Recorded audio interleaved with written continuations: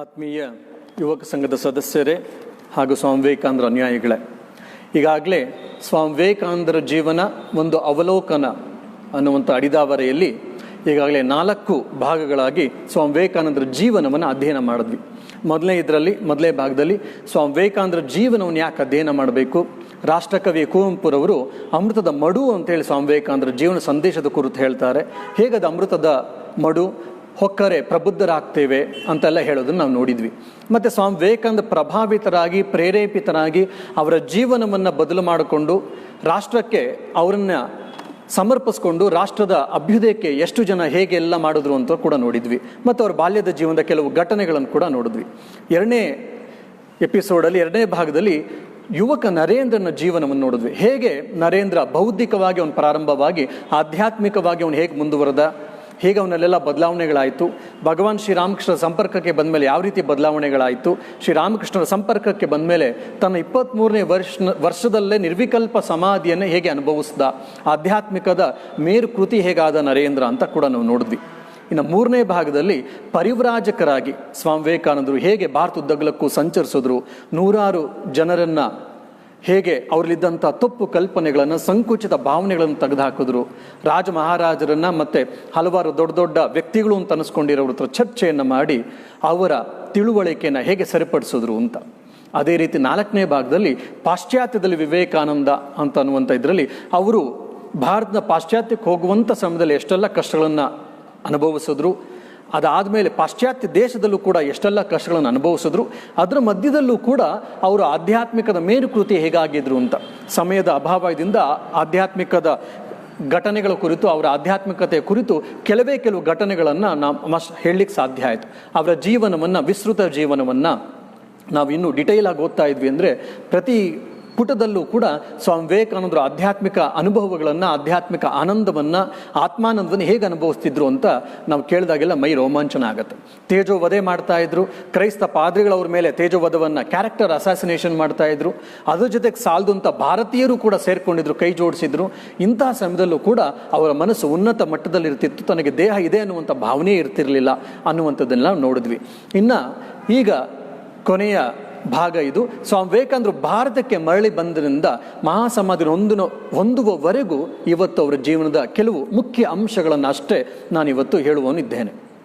ಕೊಲಂಬೋಯಿಂದ ಆಲ್ಮೋರಕ್ಕೆ ಸುಮಾರು 9 ಉಪನ್ಯಾಸಗಳಿಗಾಗಲೇ ಆಗಿದೆ. ಅಲ್ಲಿ ಸ್ವಾಮಿ ವಿವೇಕಾನಂದರಿಗೆ ಹೇಗೆ ಭವ್ಯ ಸ್ವಾಗತ ಸಿಕ್ತು ಅಂತ ನಾವು ಸಾಕಷ್ಟು ಚರ್ಚೆಯನ್ನು ಮಾಡಿದ್ದೀವಿ, ಮುಂದೆ ತೆಗೆದುಕೊಳ್ಳುವಂಥದ್ದಲ್ಲೂ ಮಾಡುತ್ತೆ. ಹಾಗೆ ನಾನು ಕೆಲವು ವಿಷಯಗಳನ್ನು ಅಷ್ಟೇ ಹೇಳಿಬಿಟ್ಟು ನಾನು ಮುಂದಕ್ಕೆ ಹೋಗ್ಬಿಡ್ತೇನೆ. ಸ್ವಾಮಿ ವಿವೇಕಾನಂದರು ಪಾಶ್ಚಾತ್ಯ ದೇಶಗಳು 4 ವರ್ಷ ವಿಶ್ವ ವಿಜೇತರಾಗಿ ವೇದಾಂತದ ಜಯಭೇರಿಯನ್ನು ಬಾರಿಸಿ ಮನೆ ಮಾತಾಗಿ ಅವರು ವಾಪಸ್ಸು ತಮ್ಮ ಮಾತೃಭೂಮಿಗೆ ಬರ್ತಾ ಇದ್ದಾಗ ಅವರ ಇಡೀ ಮನಸ್ಸು ಭಾರತದಲ್ಲಿ ತುಂಬಿತ್ತು. ಭಾರತದ ಗತ ವೈಭವ ಅವರ ಮನಸ್ಸಲ್ಲಿ ಬಂದು ಹೋಗ್ತಾ ಇತ್ತು. ಭಾರತದಲ್ಲಿ ನಾನು ಏನೆಲ್ಲ ಮಾಡಬೇಕು ಅನ್ನುವಂಥದ್ದು ಆಲೋಚನೆ ಮಾಡ್ತಾ ಇತ್ತು. ಅವರ ಇಡೀ ಮನಸ್ಸು ಭಾರತದ ಬಗ್ಗೆ, ಭಾರತ ಭಾಷೆಯ ಬಗ್ಗೆ ಆಲೋಚನೆ ಮಾಡ್ತಾ ಭಾವುಕರಾಗಿದ್ದರು.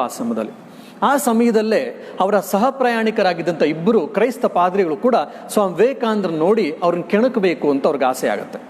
ಸ್ವಾಮಿ ವಿವೇಕಾನಂದ ಹತ್ರ ಬಂದು ಹಿಂದೂ ಧರ್ಮದ ಬಗ್ಗೆ, ಭಾರತ ಧರ್ಮದ ಬಗ್ಗೆ ತುಂಬ ಕೆಟ್ಟದಾಗಿ ಮಾತಾಡ್ತಿರ್ತಾರೆ ಮತ್ತು ಚರ್ಚೆಗೆ ಎಳೆಯುವಂಥ ಪ್ರಯತ್ನವನ್ನು ಕೂಡ ಮಾಡ್ತಾರೆ. ಸ್ವಾಮಿ ವಿವೇಕಾನಂದರು ಪ್ರತ್ಯಕ್ಷವಾಗಿ ಪರೋಕ್ಷವಾಗಿ ಸ್ಪಷ್ಟವಾಗಿ ಹೇಳ್ತಾರೆ, ನನಗಿದು ಯಾವುದರಲ್ಲೂ ಆಸಕ್ತಿ ಇಲ್ಲ, ದಯವಿಟ್ಟು ನನ್ನ ತಂಟೆಗೆ ಬರಬೇಡಿ, ನನ್ನ ಹತ್ರ ಮಾತಾಡಬೇಡಿ, ನಿಮ್ಗೇನು ಬೇಕು, ನಿಮಗೇನು ನಿಲುವಿದೆಯೋ ಅದು ಇದ್ಕೊಳ್ಳಿ ಅನ್ನುವಂಥ ನಿಲುವನ್ನು ಅವ್ರು ವ್ಯಕ್ತಪಡಿಸ್ತಾರೆ. ಆದರೂ ಕೂಡ ಈ ಕ್ರೈಸ್ತ ಪಾದ್ರಿಗಳು ಬಿಡೋದಿಲ್ಲ, ಆದರೂ ಅವ್ರನ್ನ ಚರ್ಚೆಗೆ ಎಳಿತಾರೆ. ಚರ್ಚೆಗೆ ಎಳೆದಂಥ ಸಮಯದಲ್ಲಿ ಸ್ವಾಮಿ ವಿವೇಕಾನಂದರು ಅವರ ಪ್ರತಿಯೊಂದು ಮಾತಿಗೂ ಕೂಡ, ಅವರ ನಿಲುವು ಕೂಡ ಅದನ್ನು ಅಲ್ಲಗೆಳಿತಾ ಹೋಗ್ತಾರೆ. ಹೇಗೆ ಅವರ ನಿಲುವು ಮತ್ತು ಅವರ ಅರ್ಥ ಭಾರತದ ಬಗ್ಗೆ, ಹಿಂದೂ ಧರ್ಮದ ಬಗ್ಗೆ ಸಂಕುಚಿತವಾಗಿದೆ, ತಪ್ಪಾಗಿದೆ, ಅದು ಫೆಲಸಿ ಅಂತ ನಾವು ಇಂಗ್ಲೀಷ್ನಲ್ಲಿ ಕರಿತೀವಲ್ಲ, ಆ ರೀತಿ ನ್ಯೂನ್ಯತೆಗಳಿಂದ ಕೂಡಿದೆ ಅಂತ ಪ್ರತಿಯೊಂದನ್ನು ಹೇಳ್ತಾ ಬರ್ತಾರೆ. ಯಾವಾಗ ಅವರ ತರ್ಕ, ಕ್ರೈಸ್ತ ಪಾದ್ರಿಗಳ ತರ್ಕ ಫೇಲ್ ಆಗುತ್ತೋ, ವಿಫಲವಾಗುತ್ತೋ, ಆಗ ಭಾವನಾತ್ಮಕವಾಗಿ ಭಾರತ ದೇಶವನ್ನು, ಭರತ ಮಾತೆಯ ಬಗ್ಗೆ ತುಂಬ ಕೆಟ್ಟದಾಗಿ ಮಾತಾಡುವಂತಹ ಪ್ರಯತ್ನವನ್ನು ಮಾಡಲಿಕ್ಕೆ ಪ್ರಾರಂಭ ಮಾಡ್ತಾರೆ. ಸ್ವಲ್ಪ ಹೊತ್ತಾಗಿದ ತಕ್ಷಣ ಸ್ವಾಮಿ ವಿವೇಕಾನಂದ ತುಂಬ ಸಿಟ್ಟು ಬರುತ್ತೆ. ಒಬ್ಬ ಕ್ರೈಸ್ತ ಪಾದ್ರಿಯ ಕೊಳ್ಪಟ್ಟಿನ ಹಿಡ್ಕೊಂಡು ಡಕ್ಕಲ್ ಮೇಲ್ಗಡೆ ಕೂತ್ಕೊಂಡು ಅವ್ರು ಚರ್ಚೆ ಮಾಡ್ತಿರ್ತಾರೆ. ಅವನ ಕೊಳ್ಪಟ್ಟಿನ ಹಿಡ್ಕೊಂಡು, ಇನ್ನು ಒಂದು ಮಾತು ನನ್ನ ದೇಶದ ಬಗ್ಗೆ, ನನ್ನ ಭರತ ಮಾತೆಯ ಬಗ್ಗೆ ನೀನು ಏನಾದರೂ ಮಾತಾಡಿದ್ರೆ ನೀನು ಇಲ್ಲಿಂದನೇ ನನ್ನ ಸಮುದ್ರಕ್ಕೆ ಎಸ್ದು ಬಿಡ್ತೇನೆ ಅಂತ ಹೇಳಿ ಅವ್ರು ಎಷ್ಟು ಗಡ್ಸಾಗಿ ಜೋರಾಗಿ ಹೇಳ್ತಾರಪ್ಪ ಅಂದರೆ ಆ ಕ್ರೈಸ್ತ ಪಾದ್ರಿಗೆ ಅಲ್ಲೇ ಬೆವುತು ಬಿಡ್ತಾನೆ. ದಯವಿಟ್ಟು ತಪ್ಪಾಯಿತು ಕ್ಷಮಿಸಿ, ಮೇಲೆ ನಾನು ಮಾತಾಡೋದಿಲ್ಲ ಅಂಥೇಳಿ ಅಲ್ಲಿಂದ ಮತ್ತೆ ಭಾರತಕ್ಕೆ ವಾಪಸ್ ಬರುವವರು ಕೂಡ ಆ ಇಬ್ಬರೂ ಕ್ರೈಸ್ತ ಪಾದ್ರಿಗಳು ಕೂಡ ಸ್ವಾಮಿ ವಿವೇಕಾನಂದ ತುಂಬ ಗೌರವಿತವಾಗಿ ನಡ್ಕೊಳ್ತಿರ್ತಾರೆ, ಮತ್ತೆ ಅವತ್ತು ಚರ್ಚೆ ಮಾಡಲಿಲ್ಲ. ಹೀಗೆ ನಾವು ನಮ್ಮ ದೇಶದ ಬಗ್ಗೆ, ನಮ್ಮ ಧರ್ಮದ ಬಗ್ಗೆ ಯಾರಾದರೂ ಮತ್ತೆ ಮತ್ತೆ ಪುನಃ ತಪ್ಪಾಗಿ ಯಾರಾದರೂ ಮಾತಾಡ್ತಾ ಇದ್ರೆ ನಮ್ಮ ಪ್ರತಿಕ್ರಿಯೆ ಹೇಗಿರಬೇಕು ಅಂತ ಹೇಳಿ ಸ್ವಾಮೀಜಿ ಇಲ್ಲಿ ನಮಗೆ ತೋರಿಸ್ತಿದ್ದಾರೆ.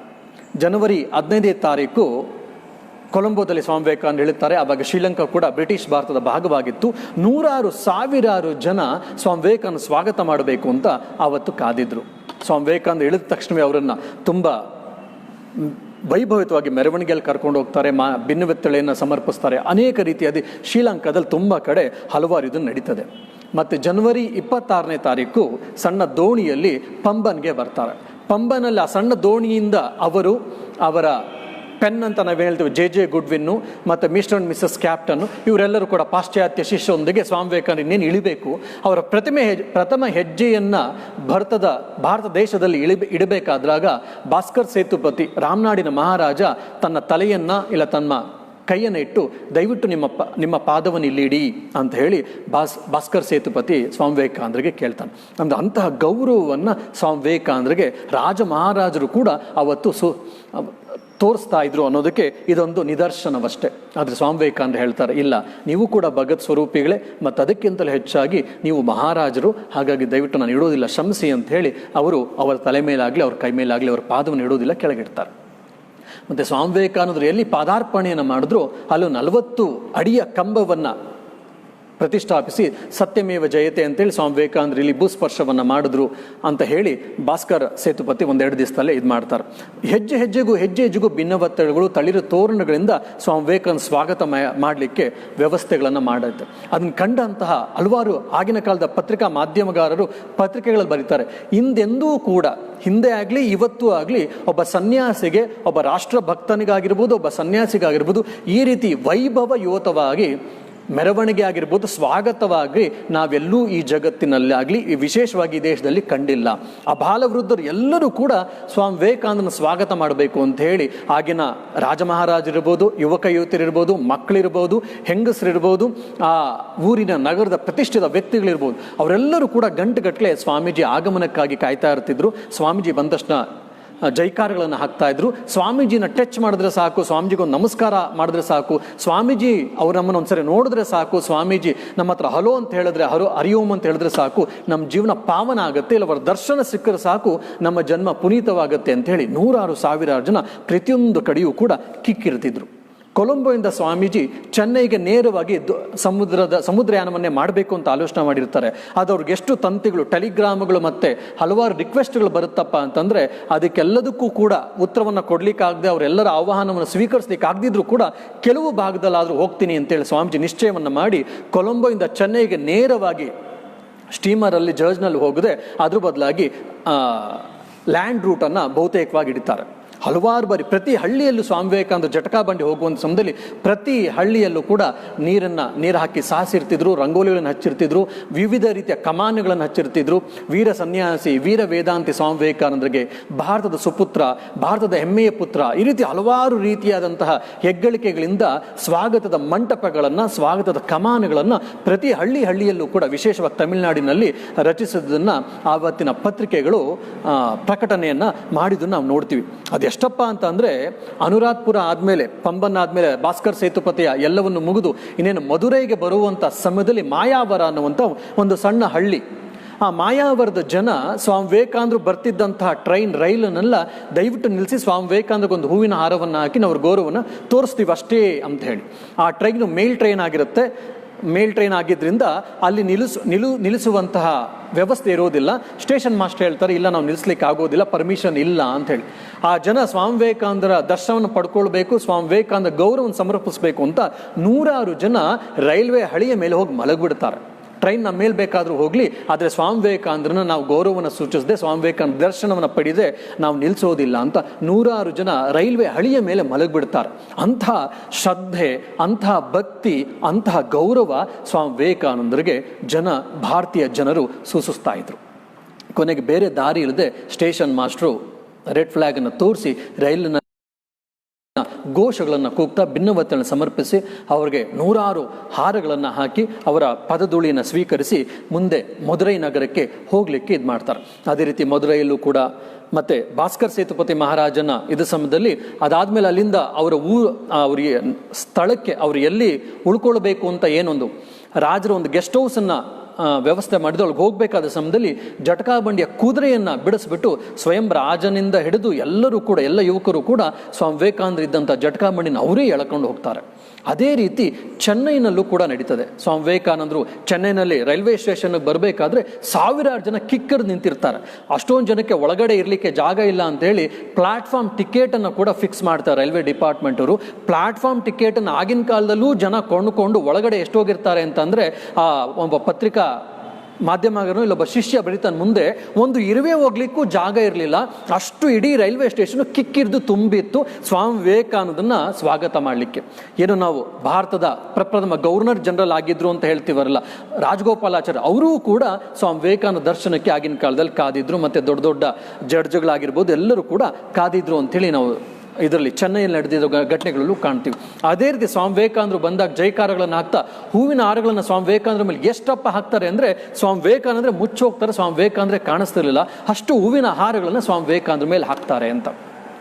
ಇದೆಲ್ಲ ನೋಡಿದಾಗ ಏನು ಪಾಶ್ಚಾತ್ಯದಲ್ಲಿ ಸ್ವಾಮಿ ವಿವೇಕಾನಂದರಿಗೆ ತೋರಿಸಿದ ಗೌರವ ಆಧಾರಗಳಿಗಿಂತಲೂ ಕೂಡ ಸಹಸ್ರಪಟ್ಟು 100 ಪಟ್ಟು ಸಹಸ್ರಪಟ್ಟು ಗೌರವವನ್ನು ಭಾರತೀಯರು ತನ್ನ ಸಂತನಿಗೆ, ತನ್ನ ಕುಮಾರನಿಗೆ, ತನ್ನ ಸುಪುತ್ರನಿಗೆ ತೋರಿಸ್ತಾ ಇದ್ರು ಅಂತ ಹೇಳಿ ಸ್ಪಷ್ಟವಾಗಿ ನಮ್ಗೆ ಅರಿವಾಗುತ್ತೆ. ಅವರು ಕೂಡ ಅದೇ ರೀತಿ ಅಲ್ಲಿಂದ ಕೆರ್ನಲ್ಗೆ 2-3 ಕಿಲೋಮೀಟರ್, ಪ್ರಾಯಶಃ 2-3 ಕಿಲೋಮೀಟರ್ ಬರ್ತಾ ಇರಬೇಕಾದ್ರೆ ಜಟಕಾ ಬಂಡಿಯ ಕುದುರೆಯನ್ನು ಅಲ್ಲೂ ಕೂಡ ಬಿಡಿಸ್ಬಿಟ್ಟು ಯುವಕರು, ಆ ಬಾಲವೃದ್ಧರು ಯುವಕರು ಎಲ್ಲರೂ ಕೂಡ ಸ್ವಾಮಿ ವಿವೇಕಾನಂದ ಜಟಕಾ ಬಂಡಿ ನೂಕೊಂಡು ಹೋಗ್ತಾರೆ.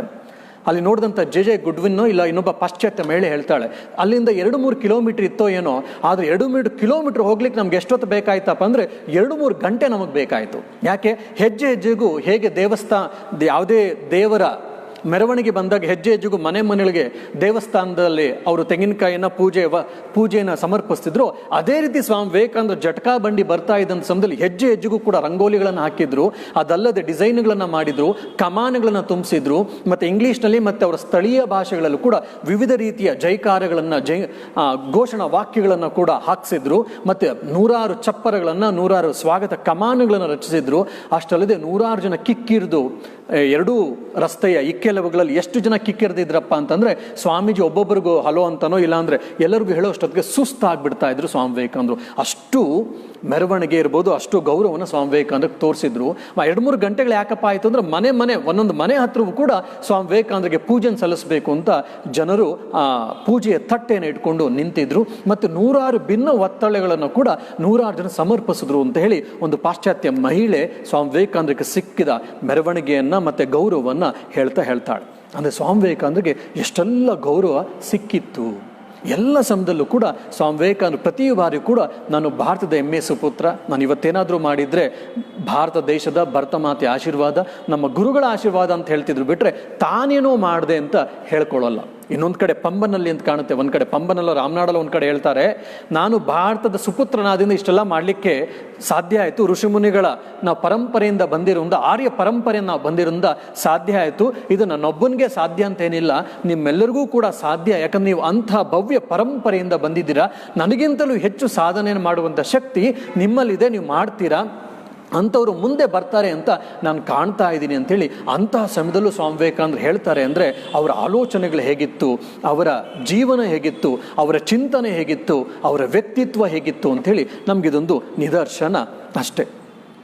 ಅದಾದಮೇಲೆ ಸ್ವಾಮಿ ವಿವೇಕಾನಂದರು ಚೆನ್ನೈಗೆ ಬರ್ಸೋದಕ್ಕೆ ಅವ್ರು ಹಣ್ಕಾಯಿ ಆಗಿಬಿಟ್ಟಿರ್ತಾರೆ. ಯಾಕಂದರೆ ಅಷ್ಟೆಲ್ಲ ಸ್ವಾಗತಗಳು ಪ್ರತಿನಿತ್ಯ ಅವ್ರು ಎಲ್ಲಿರ್ತಾರೋ ಬೆಳಗ್ಗೆಯಿಂದ ರಾತ್ರಿವರೆಗೂ 100 ಜನ ಬಂದು ಸ್ವಾಮಿ ವಿವೇಕಾನಂದರ ಹತ್ರ ಅವ್ರಿಗೆ ಗೌರವ ಸಮರ್ಪಣೆ ಇರ್ಬೋದು, ಅವ್ರ ಹತ್ರ ಮಾತುಕತೆ ಇರ್ಬೋದು, ಸಂವಾದ ಇರ್ಬೋದು, ಸಂಭಾಷಣೆ ಇರ್ಬೋದು, ಅವ್ರ ಪ್ರಶ್ನೆಗಳಿಗೆ ಉತ್ತರವನ್ನು ಪಡೆಯೋದಿರ್ಬೋದು, ಇಲ್ಲ ಸ್ವಾಮಿ ವಿವೇಕಾನಂದ ದರ್ಶನಕ್ಕೆ ಅಂತ ಹೇಳಿ ಏನು ಕೊಲಂಬೋಯಿಂದ ಪ್ರಾರಂಭ ಆಗಿ ಚೆನ್ನೈಗೆ ಬರೋಷ್ಟೊತ್ತಿಗೆ ಸ್ವಾಮಿ ವಿವೇಕಾನಂದ ಸುಸ್ತಾಗ್ಬಿಟ್ಟಿರ್ತಾರೆ, ದೇಹದಲ್ಲಿ ಚೈತನ್ಯವೇ ಇಲ್ಲದಂತಾಗಿರ್ತಾರೆ. ಯಾಕಂದರೆ ಪ್ರತಿನಿತ್ಯ ಪ್ರತಿ ಕ್ಷಣ 100 ಜನ ಸ್ವಾಮಿ ವಿವೇಕಾನಂದನ ಕಾಣಬೇಕು ಅಂತ ಹೇಳಿರ್ತಾರೆ. ಕೊನೆಗೆ ಚೆನ್ನೈನಲ್ಲಿ ಸ್ವಾಮಿ ವಿವೇಕಾನಂದ ಹೇಳ್ತಾರೆ, ನನ್ನ ಕೈಲಿ ಆಗ್ತಾ ಇಲ್ಲ, ಸುಸ್ತಾಗಿದೆ, ಹಾಗಾಗಿ ದಯವಿಟ್ಟು ಇಲ್ಲಿಂದ ಅದು ನಾನು ಕಲ್ಕತ್ತೆಗೆ ನೇರವಾಗಿ ಜಹಾಜ್ನಲ್ಲಿ ಸ್ಟೀಮರ್ಲಿ ಹೊರಟೋಗ್ತೀನಿ ಅಂತ. ಪುಣೆಯಿಂದ, ಮಹಾರಾಷ್ಟ್ರ ಮತ್ತು ಉತ್ತರ ಭಾರತ ಬೇರೆ ಬೇರೆ ಭಾಗಗಳಿಂದ ಹಲವಾರು ಪತ್ರಿಕೆಗಳು, ಹಲವಾರು ಆಹ್ವಾನ ಪತ್ರಿಕೆಗಳು ಸ್ವಾಮಿ ವಿವೇಕಾನಂದಕ್ಕೆ ಬಂದಿದ್ರು ಕೂಡ ಅವರೆಲ್ಲರೂ ಕೂಡ ನನಗೆ ಬರ್ಲಿಕ್ಕೆ ಆಗ್ತಾ ಇಲ್ಲ, ದಯವಿಟ್ಟು ಕ್ಷಮಿಸಿ ಅಂತೇಳಿ ಅವ್ರಿಗೆ ಉತ್ತರಗಳನ್ನು ಕಳಿಸ್ತಾ ಸ್ವಾಮಿ ವಿವೇಕಾನಂದರು ನೇರವಾಗಿ ಅಳಸಿಂಗ ಪೆರುಮಾಳು ಮತ್ತು ಇನ್ನು ಕೆಲವು ಭಕ್ತರನ್ನು ಕರ್ಕೊಂಡು, ಪಾಶ್ಚಾತ್ಯ ಭಕ್ತರ ಜೊತೆ ಕೆಲವು ದಕ್ಷಿಣ ಭಾರತದ ಭಕ್ತರನ್ನು ಕೂಡ ಕರ್ಕೊಂಡು ಸ್ವಾಮಿ ವಿವೇಕಾನಂದರು ಚೆನ್ನೈನಿಂದ ಕಲ್ಕತ್ತೆಗೆ ಹೊರಟೋಗ್ತಾರೆ. ಕಲ್ಕತ್ತೆಗೆ ಬರ್ತಾ ಇದ್ದಂಥ ಸಮಯದಲ್ಲಿ ಈ ರೀತಿ ಅಭೂತಪೂರ್ವವಾದ ಸ್ವಾಗತವನ್ನು ಹೇಗಿಲ್ಲ ನಾವು ದಕ್ಷಿಣ ಭಾರತದಲ್ಲಿ ಕಂಡಿದ್ವೋ ಅದೇ ರೀತಿ ಅಭೂತಪೂರ್ವ ಸ್ವಾಗತಕ್ಕೆ ಕೂಡ ಚೆನ್ನೈ ನಗರ ಕಲ್ಕತ್ತಾ ನಗರ ಅಣಿಯನ್ನು ಮಾಡಿಕೊಂಡಿತ್ತು. ಯಾಕಂದರೆ ಅದೇ ಊರಿನವನು, ಅದೇ ಪ್ರಾಂತ್ಯದವನು, ಅದೇ ಮಣ್ಣಿನ ಮಗನಾಗಿದ್ದಂಥ ಸ್ವಾಮಿ ವಿವೇಕಾನಂದರಿಗೆ ಅದೇ ರೀತಿಯಾದಂಥ ಅಭೂತಪೂರ್ವವಾದ ಸ್ವಾಗತವನ್ನು ಮಾಡಬೇಕು, ಭವ್ಯವಾದ ಸ್ವಾಗತವನ್ನು ಮಾಡಬೇಕು ಅಂತ ದೊಡ್ಡ ದೊಡ್ಡ ಕಮಿಟಿಗಳನ್ನು ಮಾಡ್ಕೊಂಡಿದ್ರು. ಭಿನ್ನ ಬೆತ್ತಳೆಗಳನ್ನು ಸಿಲ್ವರ್ ಕ್ಯಾಸ್ಕೆಟ್ಗಳಲ್ಲಿ ತಯಾರಿ ಮಾಡ್ಕೊಂಡಿದ್ರು. ಅದಲ್ಲದೆ ಹಲವಾರು ಕಮಾನುಗಳನ್ನು ಮಾಡ್ತಾ ಶ್ರೀರಾಮಕೃಷ್ಣ ಸಂಪರ್ಕ ಮತ್ತು ಶ್ರೀರಾಮಕೃಷ್ಣ ಬಗ್ಗೆ ಚೆನ್ನಾಗಿ ಗೊತ್ತಿಂದ ಶ್ರೀರಾಮಕೃಷ್ಣರಿಗೆ ಮತ್ತು ಸ್ವಾಮಿ ವಿವೇಕಾನಂದರಿಗೆ ಜೈಕಾರಗಳನ್ನು ಹಾಕುವಂಥ, ಅದಕ್ಕೆ ಸಂಬಂಧಪಟ್ಟಂಥ ಘೋಷಣಾ ವಾಕ್ಯಗಳನ್ನು ಕೂಡ 100 ಕಡೆ ಭಿತ್ತಿ ಪ್ರದರ್ಶನವನ್ನು ಮಾಡಿದ್ರು. ಹಲವಾರು ಕೇಸರಿ ಬಾವುಟಗಳನ್ನು ಕೂಡ ನೆಟ್ಟಿದ್ರು ಅಂತ ಹೇಳಿ ನಾವು ಸ್ವಾಮಿ ವಿವೇಕಾನಂದ ಜೀವನವನ್ನು ಯಾರು ಆಮೂಲಾಗ್ರವಾಗಿ ಓದಿರ್ತೀವೋ ಅವ್ರಿಗೆಲ್ಲ ಗೊತ್ತಾಗುತ್ತೆ. ಅದೇ ರೀತಿ ಕೂಡ ಅಭೂತಪೂರ್ವವಾದ ಸ್ವಾಗತ ಸ್ವಾಮಿ ವಿವೇಕಾನಂದರಿಗೆ ಕಲ್ಕತ್ತೆಯಲ್ಲೂ ಸಿಕ್ತು. ಅದೆಲ್ಲ ಆದಮೇಲೆ ಸ್ವಾಮಿ ವಿವೇಕಾನಂದರು ಇಷ್ಟಪಟ್ಟಿದ್ದು ಒಂದೇ, ಅವರು ಗೈರಿಕ ವಸನವನ್ನು ಧರಿಸಿ, ಕಾವಿ ವಸ್ತ್ರವನ್ನು ಧರಿಸಿ ಅಲಂಬಜಾರ್ ಮಠವಾಗಿ ಬಾರಾನಗರ ಮಠದ ಅಲಂಬಜಾರ್ ಮಠಕ್ಕೆ ಮಠ ಶಿಫ್ಟ್ ಆಗಿರುತ್ತೆ. ಅಲಂಬಜಾರ್ ಮಠದಲ್ಲಿ ಆರಾಮಾಗಿ ಗಂಜಿ ಊಟವನ್ನು ಇಲ್ಲ ಬೇಳೆ ಅನ್ನವನ್ನು ಊಟ ಮಾಡಿಕೊಂಡು ತನ್ನ ಸೋದರ ಸನ್ಯಾಸಿಗಳ ಜೊತೆ ಒಡನಾಡುವಂಥ ಸಮಯವನ್ನು ಕಳೆಯುವಂತಹ ಇಷ್ಟ ಅವ್ರಿಗಾಗಿರುತ್ತೆ. ಅಲ್ಲೂ ಕೂಡ 100 ಜನ ಬರ್ತಾ ಇದರಿಂದ ಒಂದು ಫಾರ್ಮ್ ಹೌಸಲ್ಲಿ ಸ್ವಾಮಿ ವಿವೇಕಾನಂದರಿಗೆ ಇರುವಂಥ ವ್ಯವಸ್ಥೆಯನ್ನು ಮಾಡಿರ್ತಾರೆ. ಬೆಳಗ್ಗೆಯಿಂದ ಸಂಜೆವರೆಗೂ 100 ಜನರ ಜೊತೆ ಸಂವಾದ, ಚರ್ಚೆ ಮತ್ತು ಅವ್ರ ಜೊತೆ ಕೆಲವು ಮೀಡಿಯಾ ಪರ್ಸನ್ಸ್ ಬಂದಿರ್ತಾರೆ, ಅವ್ರ ಹತ್ರ ಇಂಟರ್ವ್ಯೂಗಳು ಇತ್ಯಾದಿಗಳನ್ನೆಲ್ಲ ಮಾಡ್ತಾ ರಾತ್ರಿ ಮತ್ತು ಅಲಂಬಜಾರ್ ಮಠಕ್ಕೆ ಸ್ವಾಮಿ ವಿವೇಕಾನಂದರು ಹೋಗ್ತಾ ಇದ್ರು. ಜಸ್ಟ್ ಒಂದು ಬಟ್ಟೆಯನ್ನು ಇಲ್ಲ ಕೋಪಿನವನ್ನು ಉಟ್ಕೊಂಡು ಅವರ ಸೋದರ ಸನ್ಯಾಸಿಗಳ ಜೊತೆ ಮಾತನಾಡ್ತಾ ಶ್ರೀರಾಮಕೃಷ್ಣ ಬಗ್ಗೆ, ಅವರ ಗುರುಗಳ ಬಗ್ಗೆ ಮತ್ತು ಶಾಸ್ತ್ರ ಚರ್ಚೆಗಳನ್ನು ಮಾಡ್ತಾ ಧ್ಯಾನ ಜಪದಲ್ಲಿ ಮುಳುಗ್ತಾ ಇದ್ರು.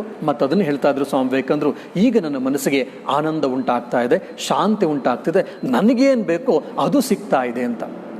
100 ಜನ, 1000 ಜನವೂ ಕೂಡ ಅವ್ರಿಗೆ ಗೌರವವನ್ನು ತೋರಿಸ್ತಿದ್ರು ಕೂಡ ಅವ್ರು ಅದ್ರ ಬಗ್ಗೆ ಯಾವತ್ತೂ ಆಲೋಚನೆ ಮಾಡ್ಕೊಳ್ಳಿಲ್ಲ.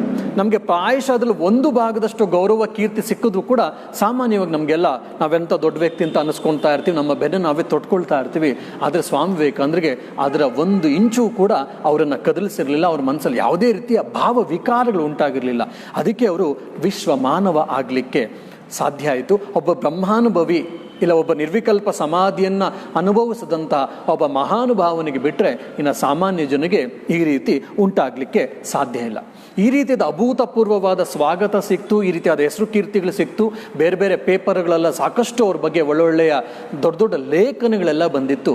ಆದರೆ ಅವ್ರಿಗೆ ಆಲೋಚನೆ ಏನಪ್ಪ ಅಂತಂದರೆ, ನಾನೊಬ್ಬ ಸನ್ಯಾಸಿ ಜೀವನವನ್ನು ಸಮರ್ಪಕವಾಗಿ ನಡೆಸಿದ್ದೀನಿ, ಇನ್ನೂ ಮತ್ತೆ ಈಗ ಹೆಚ್ಚೆಚ್ಚು ನಡೆಸಬೇಕು. ಯಾವುದೇ ರೀತಿಯಲ್ಲಿ ಪಂಚವಟಿಯ ಕೆಳಗಡೆ ಚಿಕ್ಕ ಹುಡುಗನಾಗಿ ಯುವಕನಾಗಿ ಹೇಗೆ ರಾಮಕೃಷ್ಣರ ಪದತಲದಲ್ಲಿ ಕೂತ್ಕೊಂಡು ಕೇಳ್ತಾ ಇದ್ನೋ, ಭಗವತ್ ಚಿಂತನೆಯನ್ನು ಮಾಡ್ತಿದ್ನೋ, ಅದೇ ರೀತಿ ಮಾಡಬೇಕು ಅಂತ ನನ್ನ ಮನಸ್ಸು ಇಚ್ಛೆ ಪಡ್ತಾ ಇದೆ ಅಂತ ಹೇಳಿ ಒಂದು ಕಡೆ ಸ್ವಾಮಿ ವಿವೇಕಾನಂದರು ಹೇಳ್ತಾರೆ.